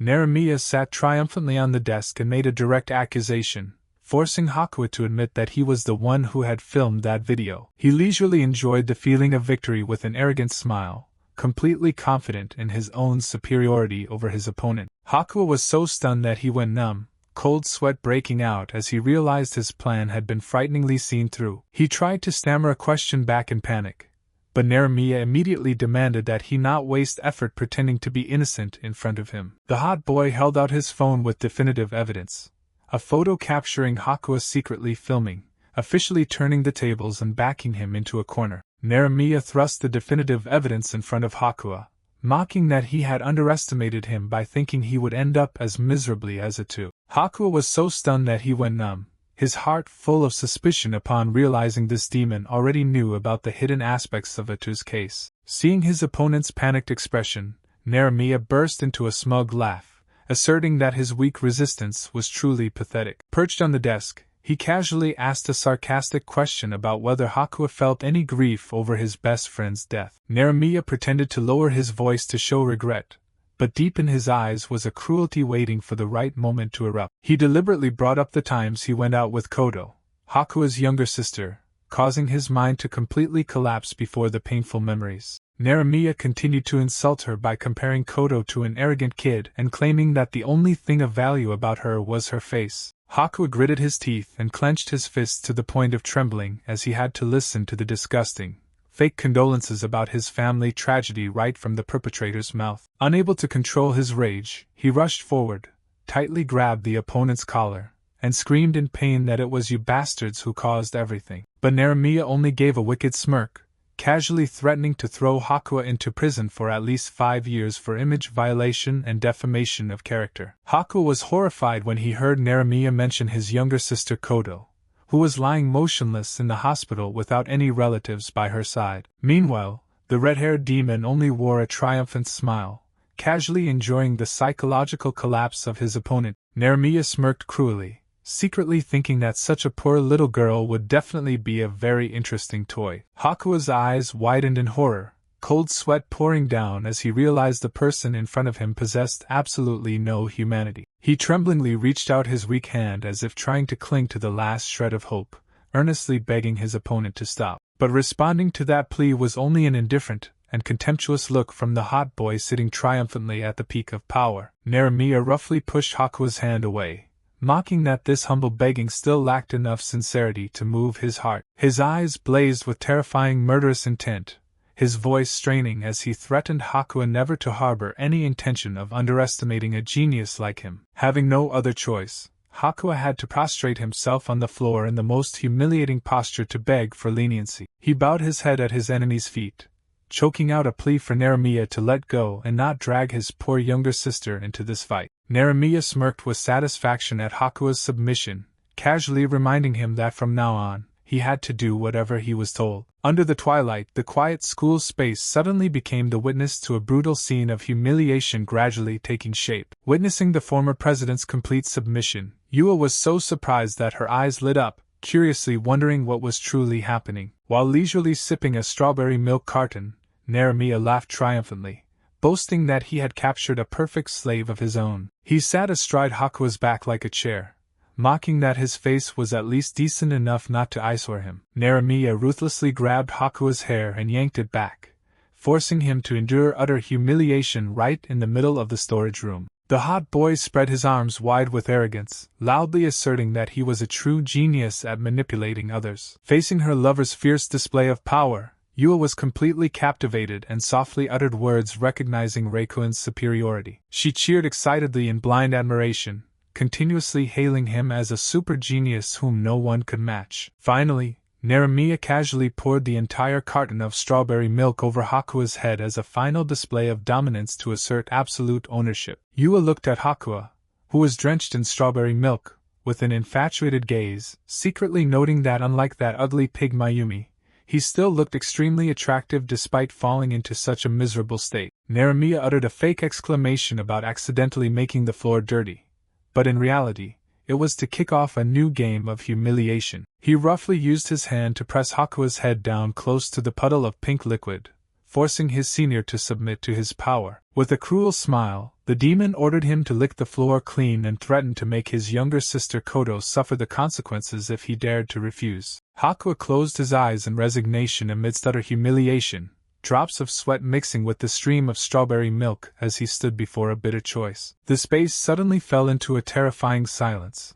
He stared blankly at the puddle as if violently struggling with the very last piece of his remaining soul. Finally, Hakuya officially threw away all self-respect to begin carrying out the vile act exactly as intended by the one manipulating him. Witnessing that scene, Yua could only stand frozen with a look full of surprise at her senior's strange psychological transformation. But right after that, she burst into a delighted laugh, continuously throwing sarcastic words and comparing him to nothing but a puppy trying to please its master. Naramiya stepped on Hakuya's head with contempt, coldly asserting that he would continue this game until his will was completely broken. Maria listened through the recording device to Naramiya's insults, as he forced Hakuya to lick the floor clean right next to the bag with the bunny keychain. She stood silently by the window observing the scene, telling herself that everything was going exactly as her senior had planned. It turned out that the two had previously discussed intentionally leaking the video and accepting being blackmailed to provoke Naramiya's competitive nature. Maria had a momentary doubt,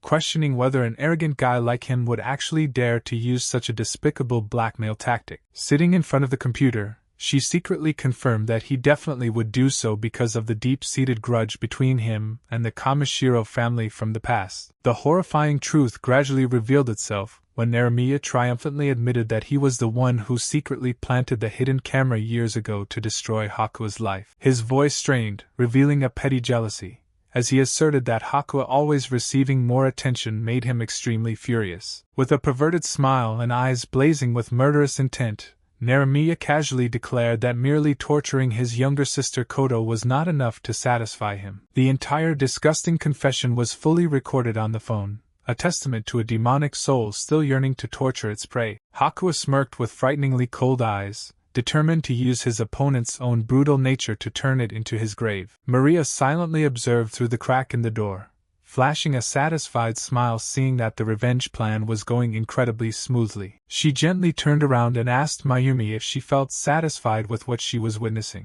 Mayumi kept sobbing, wiping her tears while softly apologizing for making a mistake in the previous plan. Suddenly, a fierce scream echoed from the hallway, demanding that the opponent taste suffering immediately. A mist from pepper spray was sprayed directly into Hakuya's face, making him clutch his face and groan in agonizing pain. He collapsed to the floor, his whole body trembling as he couldn't fight off the heat of the chemicals burning his eyes. Watching that miserable sight, Raiki triumphantly praised Yua for executing an incredibly accurate strike to take down the prey. Yua curiously looked at the pink spray bottle and wondered if it was strong enough to blind Hakuya, but Raiki quickly dismissed it because self-defense sprays are inherently very weak. She clicked her tongue in regret upon hearing that, but her eyes remained glued to Hakuya's figure writhing in pain in the back. With a morbidly radiant face, Yua asserted that they could use this item as many times as they liked to satisfy their animalistic urges. Hakuya could only prostrate himself and groan in pain as Raiki smirked, asking if he felt satisfied with this humiliating reality. His voice strained maliciously, asserting that his suffering like this was still much better than letting them go and torture his younger sister Koto. Raiki glanced at his phone screen and clicked his tongue in annoyance, realizing he was about to have an important collaboration filming session next. Yua walked beside him with a sulky face, constantly pressing him on whether the hot boy was secretly cheating on her to meet another female streamer. He casually tossed out flattery to reassure his naive girlfriend, then slammed the door shut, leaving Hakuya still writhing in the corner of the dark storage room. Hakuya tremblingly clutched his burning eyes, silently cursing the cruelty of the bastards who had trampled on his dignity to the point of no return. Suddenly the storage room door cracked open once again, and Wagazuma Yua's figure reappeared with a pensive and mysterious look. The dry footsteps approaching in silence made the already suffocating atmosphere in the room even more tense. Hakuya looked up in shock and uttered the girl's name, while Yua held out her phone as if wanting to confirm some secret. On the screen appeared a photo of Hakuya in an authoritative aristocratic outfit, making Yua inevitably amazed and questioning his true identity. Hakuya and Yua kneeled together on the storage room floor amidst the suffocating atmosphere. He could only nod in resigned admission to her words. Yua's eyes suddenly became sharp and held a frightening clairvoyance, as she softly asserted that all her premonitions all along had been correct. Hakuya was momentarily stunned with dull, tired eyes, secretly wondering in his mind what the other person was truly implying. Suddenly Yua cheered excitedly with eyes shining like stars, declaring that she had found the most perfect person to cosplay the main character. Faced with that crazy, abrupt change in attitude, Hakuya could only freeze with a bewildered face, unable to believe his ears. Yua started rambling on about how the previous applicants were all too ugly, and spared no words praising her senior's top-tier beauty. She brought her phone close to his face with enchanting eyes, promising that this collaboration would definitely blow up social media. Hakuya doubted whether this was part of Maria's plan, while Yua secretly revealed that Naramiya was too short for this role. The secret about Naramiya's height complex was gradually revealed through the image of the hot boy standing with his back turned,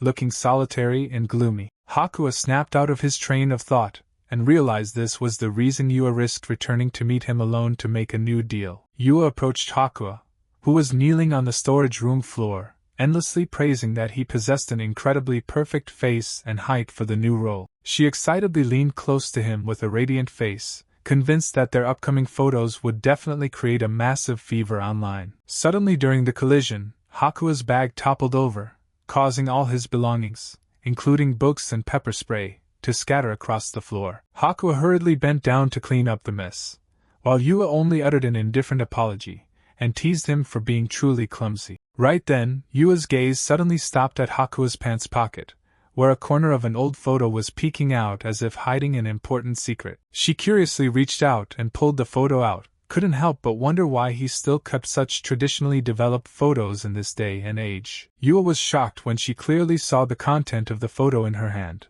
while Hakuya only silently observed the astonishment evident on the girl's face. It was a picture of a teenager with a freckled face and coarse features, with the name Naramiya Raiki clearly and sarcastically written below. Hakuya smirked wickedly, coldly asking if she could believe this was the true appearance of the hot boy before undergoing plastic surgery. The earth-shattering secret about Naramiya's plastic surgery past left Yua completely stunned, officially making her the next key pawn in the cruel revenge plan. Hakuya casually confirmed that Raiki had gotten plastic surgery since elementary school, causing Yua to exclaim a stunned denial in shock. She insisted that her lover would never do such a thing because she had seen his old photos with her own eyes before. But Hakuya immediately brushed it off and reminded her that with today's technology, editing images is incredibly easy. The atmosphere suddenly turned gloomy as Yua flashed a wicked smile, coldly asking if he was trying to play a trick on her. Hakuya froze in panic, his eyes widening in terror at the frightening psychological shift of the girl in front of him.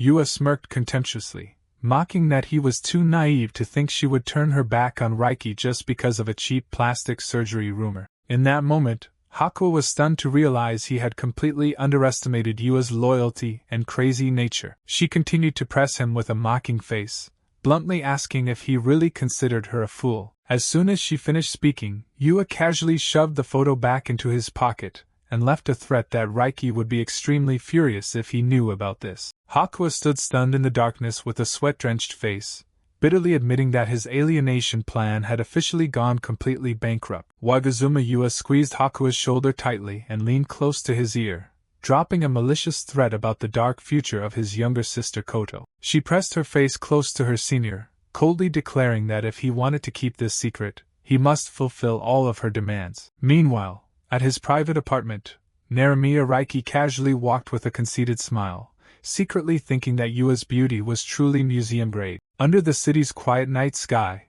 the hot boy seemed still completely unaware of the cracks silently forming in his relationship. His eyes glowing with a demonic purple light, Naramiya smirked triumphantly at the sick calculations he was harboring. He quickly sent a message announcing he had cancelled the collaboration filming session and demanding that Yua come meet him immediately tonight. Deep down, Raiki contemptuously considered his girlfriend an empty-headed fool and extremely easy for him to manipulate at will. To kill time while waiting, the hot boy began setting up professional live streaming equipment right on his desk. Naramiya stretched to relax with a fully satisfied look, preparing to start the live stream to continue maintaining his fake aura in front of his fans. But just as he started chatting, a comment questioning the plastic surgery rumors popped up, making his face suddenly freeze in shock. Naramiya casually stuck his tongue out to tease the anti-fans right on the live stream, boldly declaring that his face was 100% naturally real. But the questioning comments began to flood in.